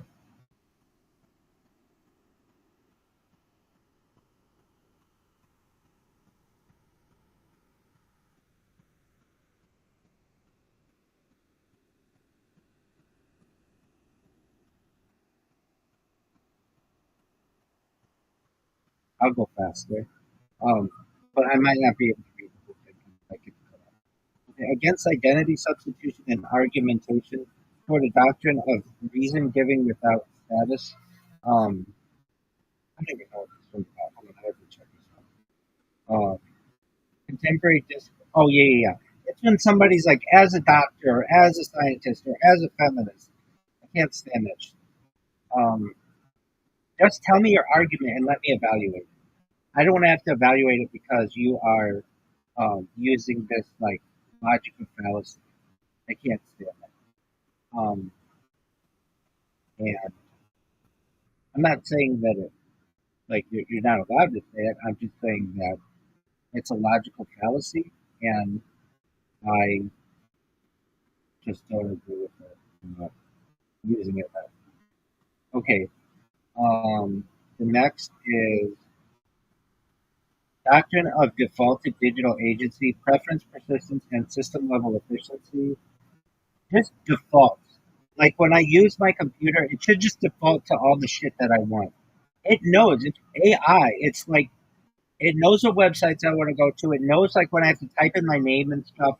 It should know all that stuff. It should have it all pre-done. I shouldn't have to buy an app or get an add-on to do it. It should know. There's like no reason, Riser, when you're creating an account on something, it shouldn't know your computer shouldn't know your name, right?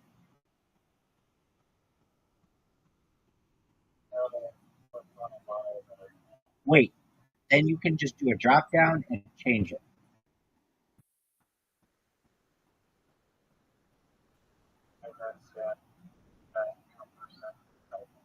Dude, when you're creating 2,000 Twitter accounts, you do. Next is the digital infrastructure fairness doctrine toward a unified legal framework for control-based liability, continuity of digital statuses, and correctability in online identity.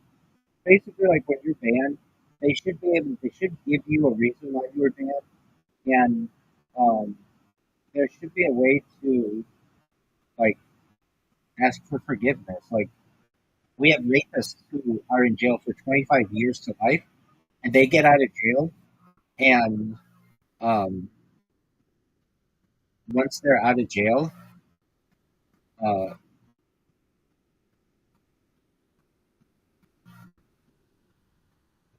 they're allowed to basically try to become a constructive member of society again. But you're telling me like in 25 years because I got banned from like I don't know some Instagram account, I shouldn't be able to use Instagram. It's just ridiculous to me. Um, okay, here we go. Um, Board objective sensory standards for forming odor-based probable cause in Fourth Amendment. Basically, like I don't think it's cool if a police officer pulls you over and they're like, it smells like weed in here.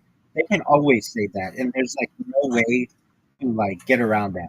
And also, people have BO, and that smells like weed.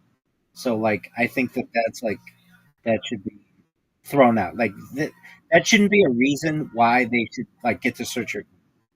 Um, for an impairment only roadside inquiry, constitutional limits on consumption based alcohol. Dot, dot, dot. Okay, so we have a an event every week. It's called Havdalah, where so Saturday night we say it's called Kiddush, and a little. And so for any Orthodox Jew who's driving on Saturday night and they get pulled over, the police officer says, "Have you been drinking tonight?" Well, yeah, but it's like for religious purposes. It's not enough alcohol to get drunk, but then you'd have to go through the whole sobriety thing. And then also that question: if I ask you, Riser, have you been drinking tonight? Maybe you were drinking water, and so you say, "Yeah, I have been drinking tonight." There's like an assumption that they mean drinking alcohol, but they don't say that. So I think they should be specific. Specify. They don't specify, and no, you can't. You can just say, the only That's no. just That's not. okay. Well, It's a yes or no question. No, they'll say yes or no. Have you been drinking tonight? the only Stop. consumed Stop. is water. Stop. No, it's yes or no. Have you been drinking? No. I heard. There you go. Okay, then you're going to be taking a fucking red flag. Uh, For ne- what? Answering the question.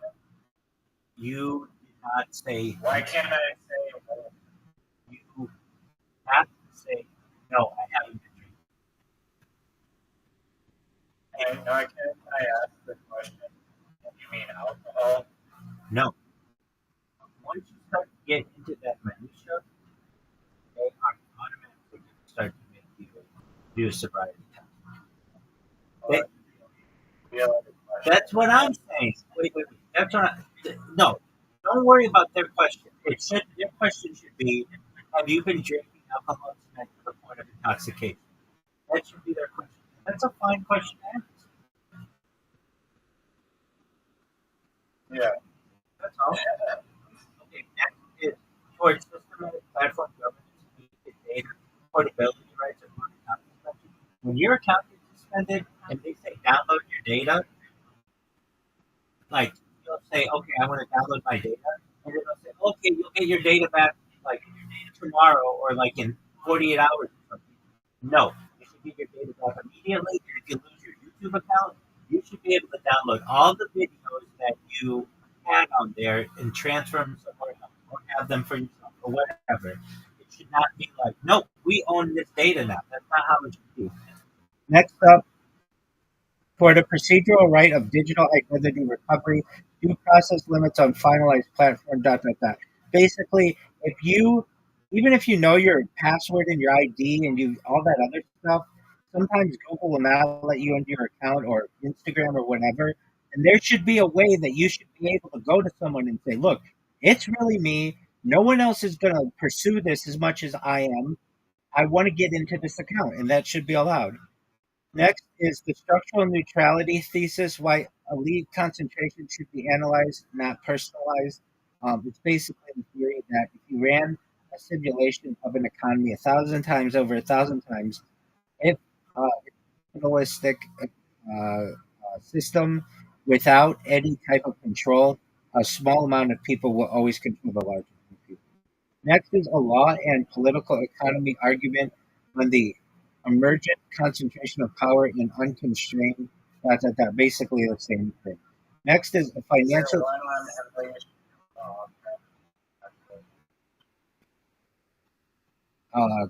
I like that idea, and I want to write on something similar. Um, I think you should be able to. I'm okay with that. I think that two-factor authentication. Exactly. I'm in agreement with you on that. That I shouldn't have to use your system, and I think it's inherently unfair. Two-factor authentication many times means that I need another, like I need I need an email address or I need another phone device or something.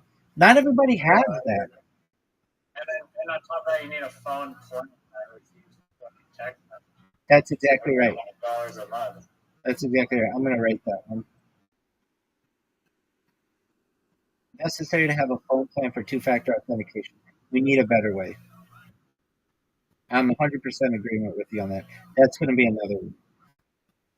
All right. Next one is I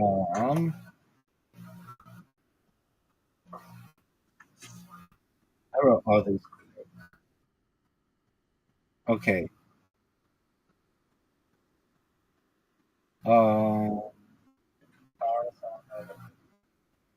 Well, it's just gonna be in my blogs, but I'm in agreement with you. Um, the a financial sustainability model for endowment-backed tuition elimination in high capital institutions. Basically, like a school like Harvard or Yale that has a giant endowment doesn't need to charge their students tuition anymore. They can literally pay for all the kids' tuition with just their interest that they're accruing. And I'm saying that it's in the school's best interest to just make sure that all of their room and board and their tuition is 100% free. So that when the kids go out into the world, they're not restrained by debt and everything. And that means that their alumni base is good. They're not for profit entities. Okay, so it's not like it's like a business that's just like keep all the money. Well, so here's what they do is they give it to their endowment, and sometimes the endowments are businesses. So it's just a business with extra stuff. Exactly, yeah. And I can talk about that too to some extent. Okay, next is endowment-backed tuition elimination and structural argument for fully funded elite higher education. Same idea. Next is piercing the corporate flag, a structural argument for prohibiting multi-layer shell entities. Basically, there should be some website I could go to be able to see company of absolutely every other company and their shares that they own and all that shit. You can't really find that information really well, and then you can just hide ownership of stuff very easily. And I don't think that should be. I don't think that's right. If they're public, are you talking about public or private? Well, private companies you can't really do anything about, but public companies you can. And I think even private companies, you shouldn't be able to keep creating shell companies. It's like we know what you're doing. You're just hiding funds and hiding ownership. So we're gonna just remove that fraud. Next is toward mandatory mobile accessibility standards under the Americans with Disabilities Act. So, on some Android phones I've seen, not really iOS phones, there's an extra button at the bottom that is an accessibility button, but it's not really standardized. I feel that it should be standardized. That's where like zooming should be, and voice to text to voice, and changing of the language, all that shit should be in there. And it should work really, really well. And it shouldn't be like it shouldn't vary from device manufacturer to device manufacturer. Everything should be standardized for people with disabilities. Next is toward the retirement of Karen as a social label, a normative argument for substitution without. Basically, I don't like that term, Karen. I get it, but I don't really know any Karens, any people named Karen. So it's not like I have a dog in this fight. It's like any other name. But I just think it's unfair to those people. And any name could be chosen, whatever it is, Jack, Bill, whatever, and that people can just start shitting on it, and it ruins the name and it ruins the person. Like it's not a cool thing to do in society. So I think we should retire that term and come up with something else that's not someone's name. Next is backlighting as a baseline accessibility standard. Basically, this one is like some of my computers have a backlight and others don't, and the ones that don't are a pain in the ass.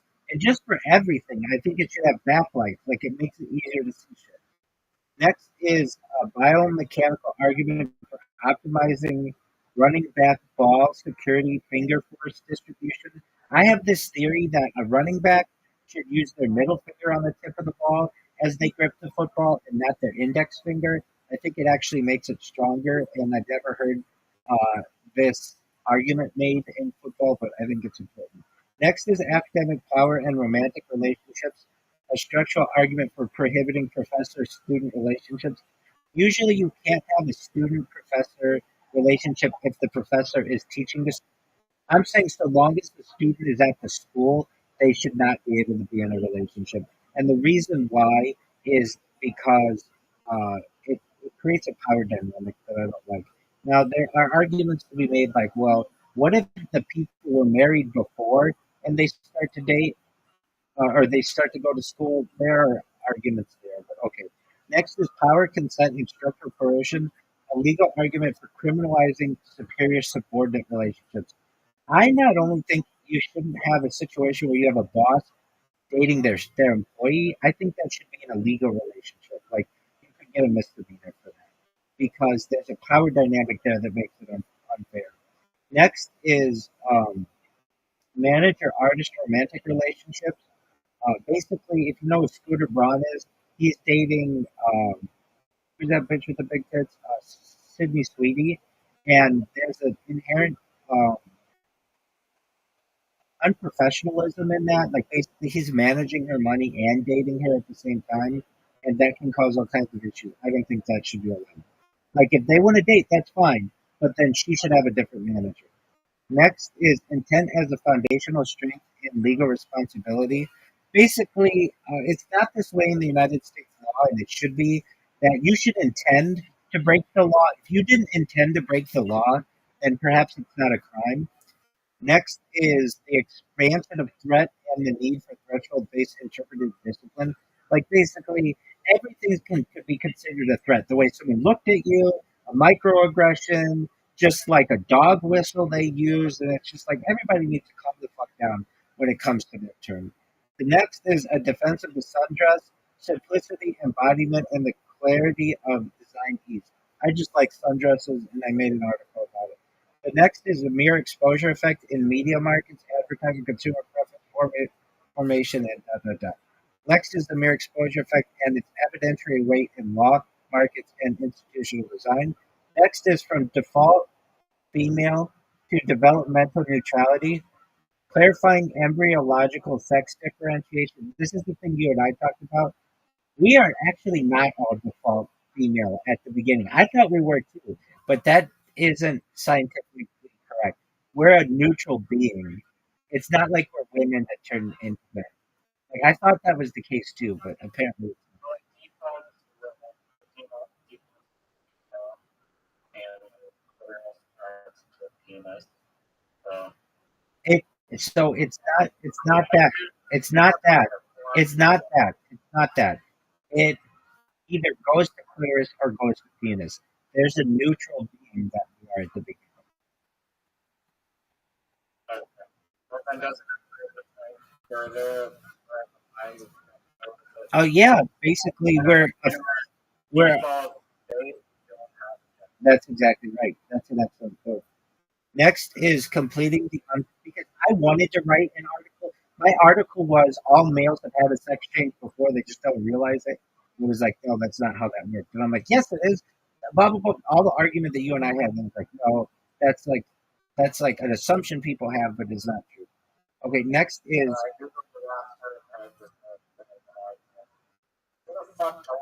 exactly, exactly. Next is completing the unfinished network, reassessing California's mid-century freeway plans, and like basically California's freeway systems, especially in Southern California, were only half built. The plan was never finished, and um, I think they should finish it. Next is high-speed active mobility corridors, a structured case for freeway adjacent bicycle networks.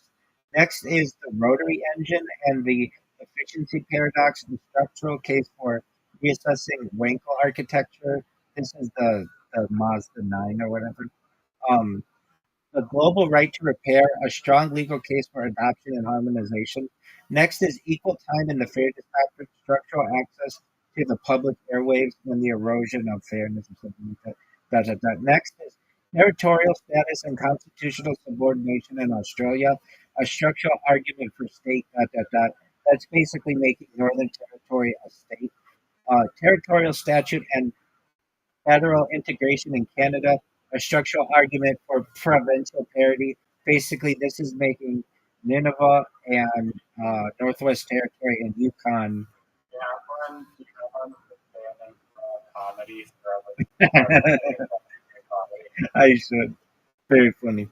Next is toward equal political representation in U.S. Um, so that is Puerto Rico and stuff like that. Next is invisible nets and visible harm toward mandatory protective netting and projectile-based sports. This includes hockey and baseball. Basically, they make a netting that you can see through and isn't like it doesn't make it difficult to see the game.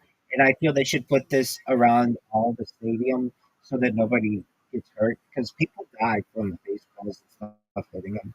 Next is toward the regulatory golf ball hardness, toward the regulation of golf ball hardness, toward liability, foreseeable harm, and the case for projectile. Next is toward the prohibition of heading in soccer, a neurological harm based reassessment of the law. Basically, I don't think you should be able to do the header anymore in soccer. I knew a kid who literally had to retire from the sport because he did headers all the time and he would get concussions. And like with CTE, that's not a good thing. Next is comparative neurological risk in contact sports, rugby, American football, and the case for. Basically, I'm saying that The soccer thing could be like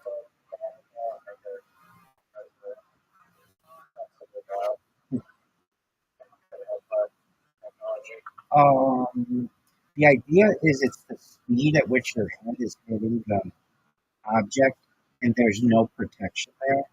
So it's not so much like the hardness of the object, it's the fact that the ball's hitting at such a speed that your brain can't stop from sliding in your skull and hitting the side. That's what's causing the concussion. yeah, but if there's like no one connected to like if you headbutt a That's a valid point. Okay, so perhaps changing the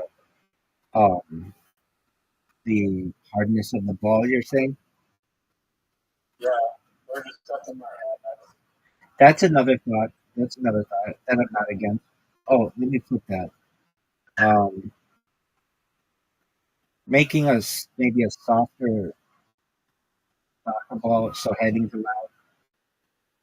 And then another one is soccer goalies should be wearing masks.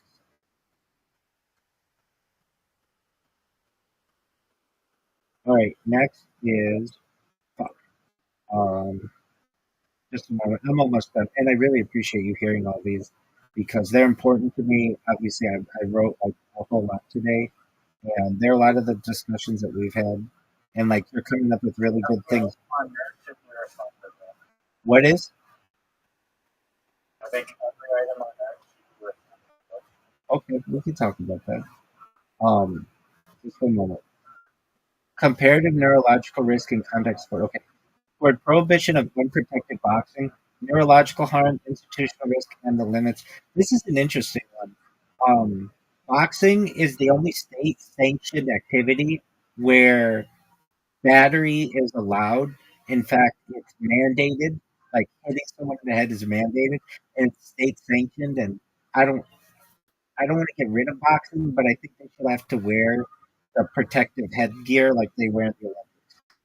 Next is mandating guardian helmets in football, a tort-based constitutional theory of institutional. Which is basically, if you've seen those guardian helmets in football, they're like a thick padding that goes around the helmet. A lot of guys don't want to wear them because they think they look like not manly, and football players are tough, but some guys do, and I agree that they should. I think it should be mandated. it significantly reduces it. Yeah, because it's like really soft. Next is tackle football, traumatic brain injury, and the constitutional limits of institutional life. I basically say that contact football should be illegal. Uh, because now I'm not saying that football should be illegal. Flag football is fine, but like having these guys like run into each other with these helmets that are really, really thick, that's an issue. Next is automated license plate recognition and the Fourth Amendment, the constitutional limits. Basically, there's a Fourth Amendment argument that those things should be illegal, and just because there's been a lot of lobbying, they've gotten around it, but I don't think that should be legal. Next is civil Gideon as a constitutional requirement. Reconstructing due process in adversarial adjudication. What is this one? This is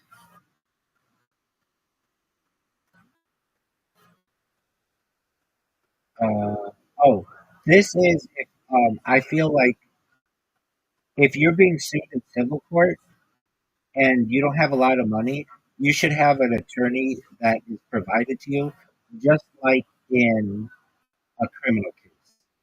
And it's not currently that way, but there's this like inherent like unfairness that these big corporations have against people, and people can't afford the lawyers, and I don't think that's right.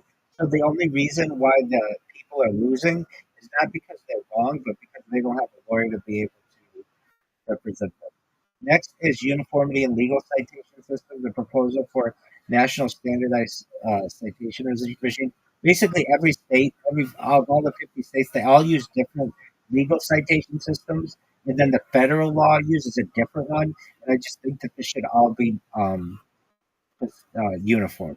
Next is qualified immunity and the structure breakdown of constitutional accountability. Qualified immunity is the law that basically says a police officer can like bust into your house, break into your bedroom, pull you out of bed, arrest you illegally, and not get sued for it. And I don't think that's right. Next is the strict liability compensation regime for unjustified arrest toward automatic restitution. This goes back to Lindy Chamberlain. Like, if they do that to you, if they take you away, they should have to pay you, and it should be like $100,000 right off the bat. And then for every day you're in jail, it should be $1,000 because that's approximately what they paid her out. And I'm in agreement that like that's you shouldn't just be able to ruin somebody's life and be like, oh, and then they like have no way to like they could go homeless, they could lose their kids, all kinds of shit. The next is the squatting crisis in the case for tiered verification policing for non-dynamic entry. Basically, like this is the thing where kids are playing video games and one kid doesn't like another kid, so he has the other kid swatted, and they go and bust down his door and shoot him because they hear him playing Call of Duty. Like, there's no reason to do that. The police could use a tiered system. Basically, do they know if this person's a streamer? Like, they should go into the situation not thinking like we're going in guns blazing because there's a hostage situation there. Because hostage situations are so rare that they should be like, there's a much higher rate that somebody's pranking us, and I'm an advocate for that.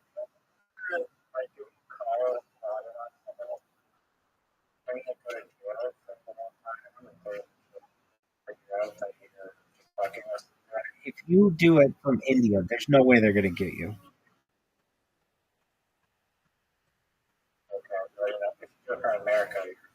There are still anonymous ways to do it.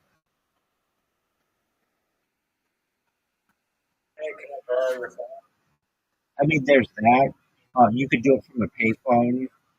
Like those do still exist. You could do it from a burner phone, and it depends how far like the police want to take it. So I'm saying that, and I argue in this paper that's like the police should go into the situation thinking this is probably not true, that there's a hostage situation going down or whatever, because we get these calls so often. Like if you rank the amount of hostage calls that they get a year versus the amount of swatting calls a year, There are like 10 times more swatting calls than hostage situation calls, maybe 100 times. So they shouldn't just go in guns blazing. They could check and see if the person's streaming. Like they can check like the person's Wi-Fi and like there are like a bunch of other things they can check. Is this person? Oh yeah, it's at the end. Definitely. You know it, baby. Um, Police professional liability insurance, a structural reform for constitutional accountability. Basically, police should have to have their own insurance. This would prevent them from going in and just shooting up a place and killing a whole family or whatever, because then their insurance is going to go up. So they're going to think about their actions instead of just having the public pay for what they did fuck up. Next is continuous public surveillance of policing institutions toward a constitutional framework. This is an argument that the police station and the police, the cameras on the police should all be live streamed to prevent any kind of corruption. The next is the epistemic crisis to American death determination and the case for machine-based forensic. Basically, I think there should be a machine that you can put a body into, and with AI and imaging, you should be able to tell how that person died. Basically, a coroner that is, it's like a CAT scan for a coroner, but that doesn't exist, and I think it should. Next is imitated play, juvenile culpability, and the collapse of mens rea, rethinking homicidal liability. This one is there were a series of cases, especially in the late 90s, of kids who were watching wrestling and other sports too on television, and they would do a wrestling move on their friend, and they killed a friend, and now they've been in jail for 30 years, and they're in jail with no parole for the rest of their life, and they were like 12 years old, but because the state, a lot of these kids were African American too, and they were in southern states, and they were just like lock them up.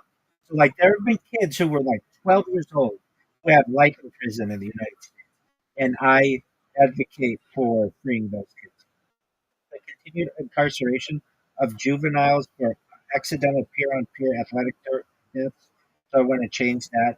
Next is compelled civilian participation in undercover policing, coercion, informant labor. This is a case that also happened in the state of Florida that I learned about, where a lady was she got caught with like a joint, and they were going to throw the book at her, and they said, "Look, you're either going to go to jail for like 10 years for a joint, or you have to work for us as an informant and go in and like go into the drug dealers or whatever." And she did, and the drug dealers caught that she was wearing a wire and they killed her.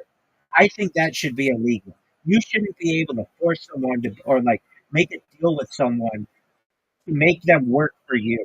That to me is a mafia, and that's not what the should be. The next is the illegality of undercover policing, manufactured crime, and constitutional limits.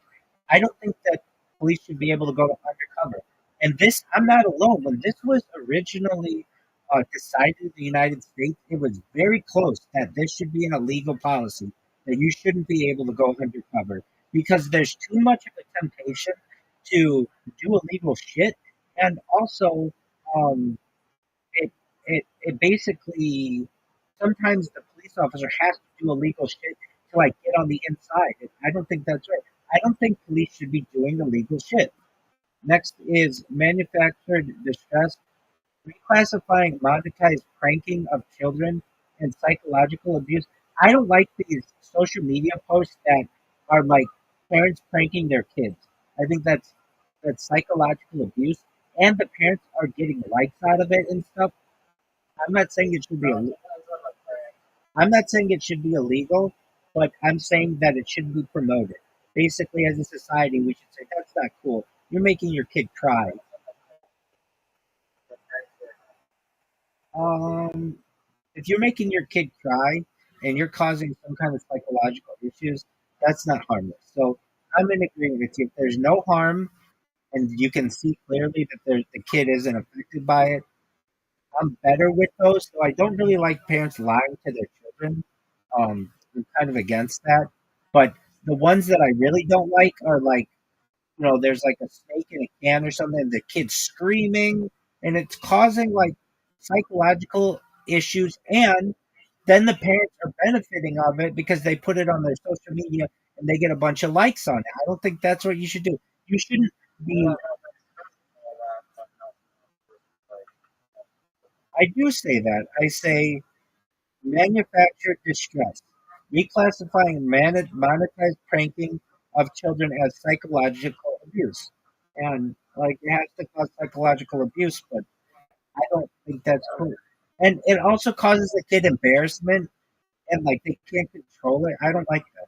Next is bodily integrity and the child toward a federal prohibition on corporal punishment and federally dot dot dot. Basically, I advocate and I also write legislation that I want to see passed that parents shouldn't be able to spank their kids, and nor should anybody else be able to spank your kids. In like 20 states in the United States, you can not you can be like a teacher and spank a kid, and I don't think that's right.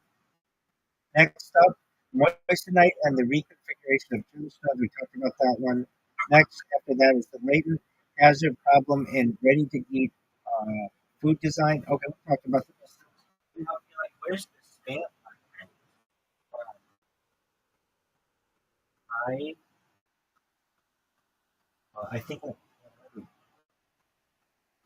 I might have just recently published. Maybe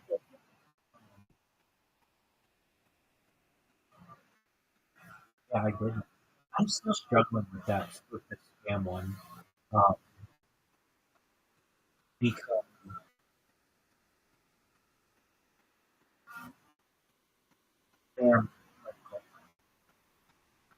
um, to me, spam. Maybe I do write this. Spam and advertising are very similar, if not in many ways the same. To some extent, it's just one has institutional approach from the and um, I want to make sure that I have 10 out of 10 odds. And I'm not going to close out of AI. And if I can't get that out of the AI, I don't publish it. And where it's struggling is like, like basically like you don't expect to get random email or like advertisements, or you don't expect to get random advertisements in your email when you do expect to get random advertisements when you're money. And it's a hard argument for me to get over. So I very much try to listen to all of those. As you can tell, I spent a long time. And do I write all the articles? No. But do I look them over? Yes. And I do confirm that they have 10 out of 10 like the sounds, and I do get them ready for publishing. And, um, and I do have to make them like specific and stuff. I think they're interesting. And what you said is really cool to me that I put this in the book. Right now, the blog is where I'm going with them, but perhaps someday, that's my prayer. I like your ideas. Is, I appreciate that. Now, you did have one that Discuss all those ideas. I mean, to me, they're very interesting. And um, whether do I agree with all of them, um, some more than others, but I wouldn't publish it if I didn't think it would be valuable to the world. And, I'm just like A better way to define I agree with you. It's really just non-institutional approved. it.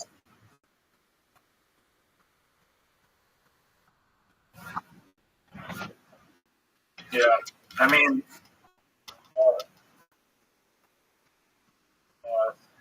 it's like a freedom of speech like violation. That I agree with. Well, that I agree with. And then it's an all-encompassing excuse for for moderation. and not wanting to allow someone to use your platform.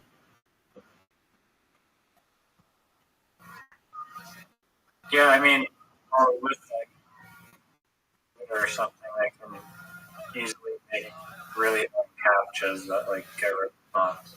I agree with you.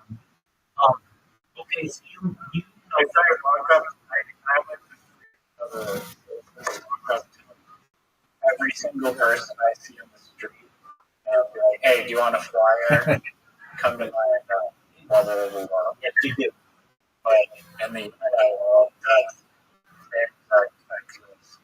now illegal. I agree with you. And I especially think with AI, there's something that you can just have on your computer that's just like, don't show me this anymore. And then it doesn't. And then what you could do if you wanted is be like, look at, like, put all those in spam or whatever. And then I can go take a look, just like the spam folder. I can look at them every once in a while to see if it missed anything. And if it did, I could be like, hey, I did want that kind of message. And then it would adjust itself. The best way to do this, in my opinion, on social media is the mute button. So it's not a banning of the person, it's not a blocking of the person, it's just mute them, which basically means I don't want to see their shit. And that to me is fine. It's not utilized enough on social media.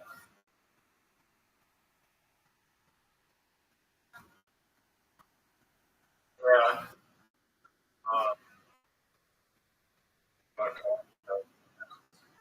And you had a point that I was going through that you were like, you raised a really good point.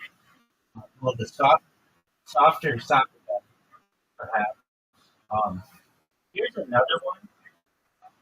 This is just a different idea. But when you were a kid, as a like, I mean, a really little kid, and you played soccer, did you ever play soccer without a goal? It was just you had to kick it past the line, then it was a goal.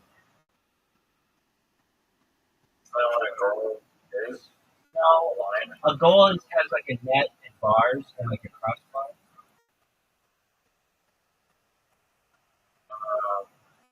And typically, I didn't play with just like random line. Okay, so you never played soccer. Like that's how they play in like I don't know, third world countries or developing countries. Anyway, just had like two rocks. Like, Yeah. That's what I mean. That's what I mean. You're saying like you could get between these two objects, but there's no like standard like bar and crossbar and net. It's just like you have to kick it past there and it's a goal. Does that make sense? yeah, And I think that in the future, soccer, I think soccer would be much more entertaining. Like basically, I know these guys can kick really far, so maybe a different kind of ball or something that doesn't go as far, like a wiffle ball or something. But like, no longer do you have to kick it in the goal; you kick it past the line, and you can kick it as high as you want, kick it as hard as you want. I don't know. It's just an idea for soccer, but um, in my opinion, the reason why soccer, there are all kinds of papers that are on this, but the reason why soccer hasn't caught on in North America primarily, well, I should say, I think it's future Mexico, is because the scoring's so low, and it needs more points, it needs more goals, it needs more celebration. And if you could increase that by increasing the amount of goals, I know it changes the sport, but I think it would catch on a lot more in the United States. I hate to say it, but in hockey, I think that 5 players is too much. I think it should be 3 players. And I think basketball is. What are your thoughts on 3-on-3 hockey? no, I agree with you for entertaining. Oh, you do? Like, and if the power someone takes a penalty, then the other team is going to have a third person. Yeah, I guess 5-on-5. You're so There's literally no space. That's why the Olympics are pissed that the NHL side like there's like one tournament where they kind of more actually like pass the puck instead of just putting it in and just trying to whack it. And the only time you can score goals is with like 6 goals. That's not a lot. I agree with you. Um, and the thing that's always bothered me in hockey, and I know I'm not alone. I know I don't have the best vision, but uh, it's too hard to see the puck. And I know they made the thing in the puck where you could it would glow, and I liked that. It still caused me to watch hockey a lot, but I know hockey purists absolutely understand, and that's why they took it away. They were trying to get more people to watch hockey, but it was like, uh, but it's you recognize that you're a hockey player, and hockey's your national sport. When those guys are like very close to the goal and they're all trying to whack at the puck, you can't tell what's going on.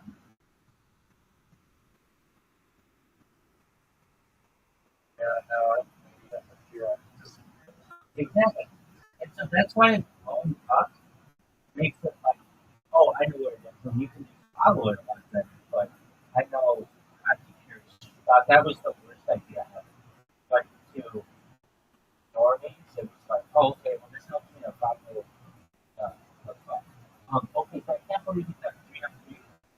Um, hockey was a great. Okay, so I might grade on that. And then I wanted to write one. I also think that 3 on 3 basketball is better. And it just gives people more opportunity to shoot and to pass the ball.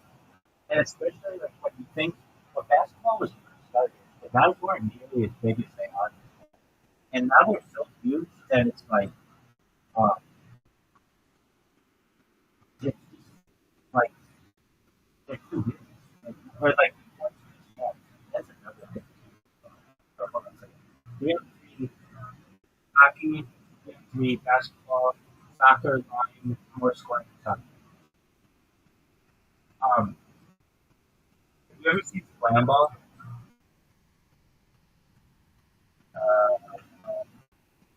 It's a basketball. It's been on ESPN and stuff.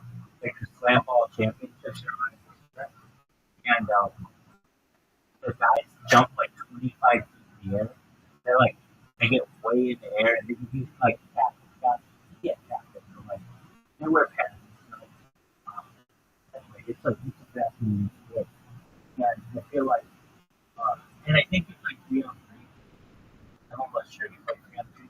Something like that. And it's just, it's super entertaining. Anyway, I know I've spoken a lot. I appreciate the opportunity. Um, I talked to Riser about putting out the press release. They were struggling to, it's like, here's how Obama signed it does not sound like it was and they just couldn't get, I know they tried at least twice. They couldn't get a, they could get somebody to put out a press release, which they did, but they couldn't get that press release accepted by like my understanding. Almost anything. What did you say? I believe in English.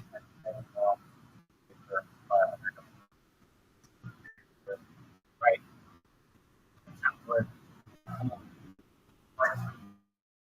My favorite makes so yeah. Um, you um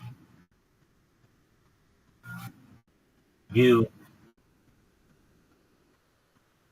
it has to have some to it. I know I just wrote to Voice of OC local, um, not the local paper, but it's local like half. I wrote an article for them, and like whether they want to publish it or not, I mean they I know like they go through and really check the like editorial aspects of it, its veracity. And I know that like other newspapers would say, and uh, what surprised me a lot was when I was working for the Sun, I went to the LA Times and she read like the two newspapers in LA. You know, I like, hey, we just launched this app. It's like a really great idea, et cetera, et cetera. Can you do a newspaper article on it? I mean, that's like a new event. And we were like, you would think that we could, but uh, you can't look like an advertisement. And so if you want to advertise with us, you can, it's X amount of money. But if you just want to do it to like promote, like because it's a promotion of um, business, we can't do that. Yeah. So it was like, I'm not a corporate, me personally, this is for advertising industry. No, this is this not going to happen. No, so this was on this is um, but that was it. There wasn't a newsworthy, but there's a mobile. I agree. I absolutely agree. I think that it was like the first of its kind in the United States, etc., or in the world, um, in on-demand color service and or non-demand color service. And, but yeah, they were just like you would think that you could just publish an article on this, but uh, because it sounds too much like an advertisement, you have to pay as an advertiser, and then we have to put in it like paid advertising, something like that. Like, we couldn't just be like, oh yeah, this is a really great idea. And that really surprised me. Because I see this kind of stuff all the time. Like, I don't know, um, McDonald's sponsors a marathon or something like that, and it's called the McDonald's Marathon, or it's all, like, and it's like, that's not necessarily how it was. And it could have been just with those papers that are content, or maybe that's just a responsibility. But I found that to be really cool. So to your point, which was I can't believe any newsworthy event you could put you can have published so long as it's like, yeah, apparently. And it's not like they're right, it's different. They're not writing an article, they're publishing a press release. There's some differentiation there. They don't have to use um, their um, editorial staff. They don't have to use um, their staff reporters. They're providing them with the document. All they're doing is putting it on a part of their website so that you can say, as seen in the Boston Globe or as seen on Market Watch. And does that mean that when you go to the Boston Globe's website on the front page, it's going to be there? It's like on like a secondary like page, and it's only there for a little bit. That's how these newspapers are doing their best to stay afloat by giving advertising. It's kind of like the same as Reddit, a little bit.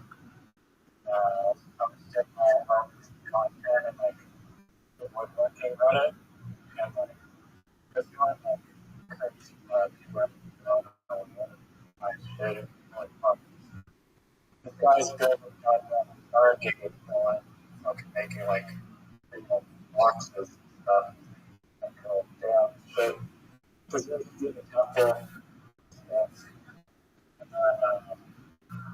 I'm wondering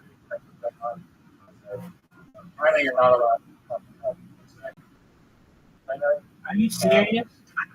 I used to he's like sorry, God, but they kind of like everything together. Like, people in the comments were like, oh, this is just like using it. Like, something I was like, oh,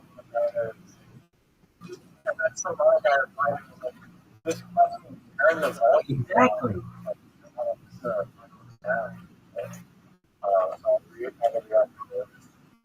That's a sound. And how did it? I have one couple. But it has the first one has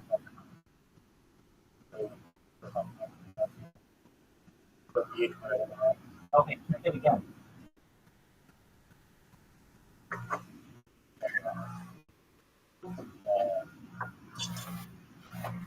also this one won't like 10 seconds.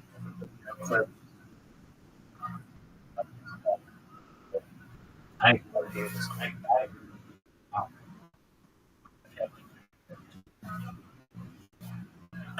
I was like, seriously, guys are up for nothing. You can't send them 5 seconds. Anything more than a 5 seconds.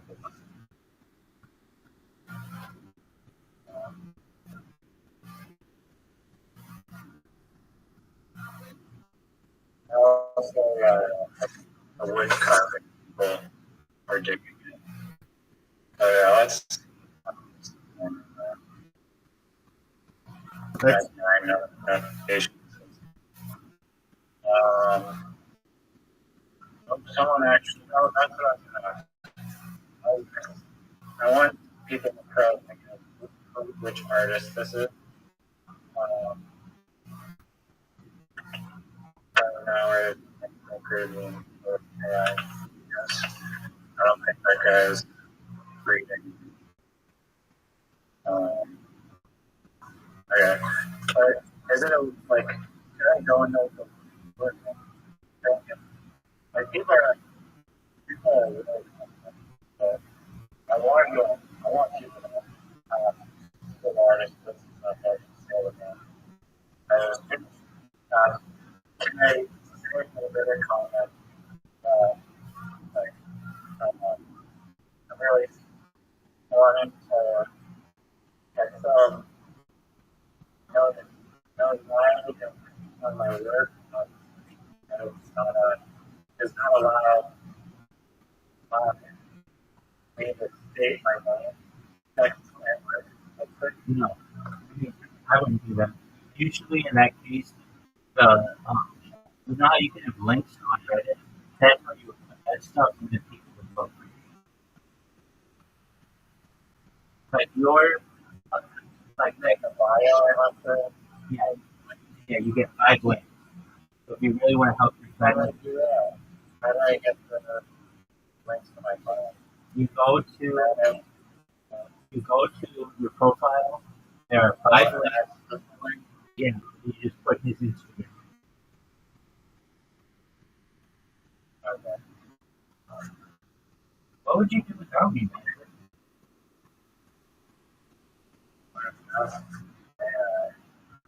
You would not. Over here now. You would not. You know my hope. And now they're going to think that I'm this guy who's just like just the roads or whatever.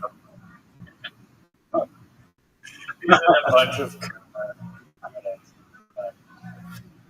It's about the I helped my friend today. yeah. It's kind of a shitty thing, I think, and I don't want to burst your bubble, but I think even if you delete that post from Tip of My Penis, your profile is permanently not safe for work. So, I can still post them on my page. Yeah, I mean, if that's all you care about, then that's no big deal. But what I'm saying is, like, uh, some people will not click on your profile because it's just not safe for work.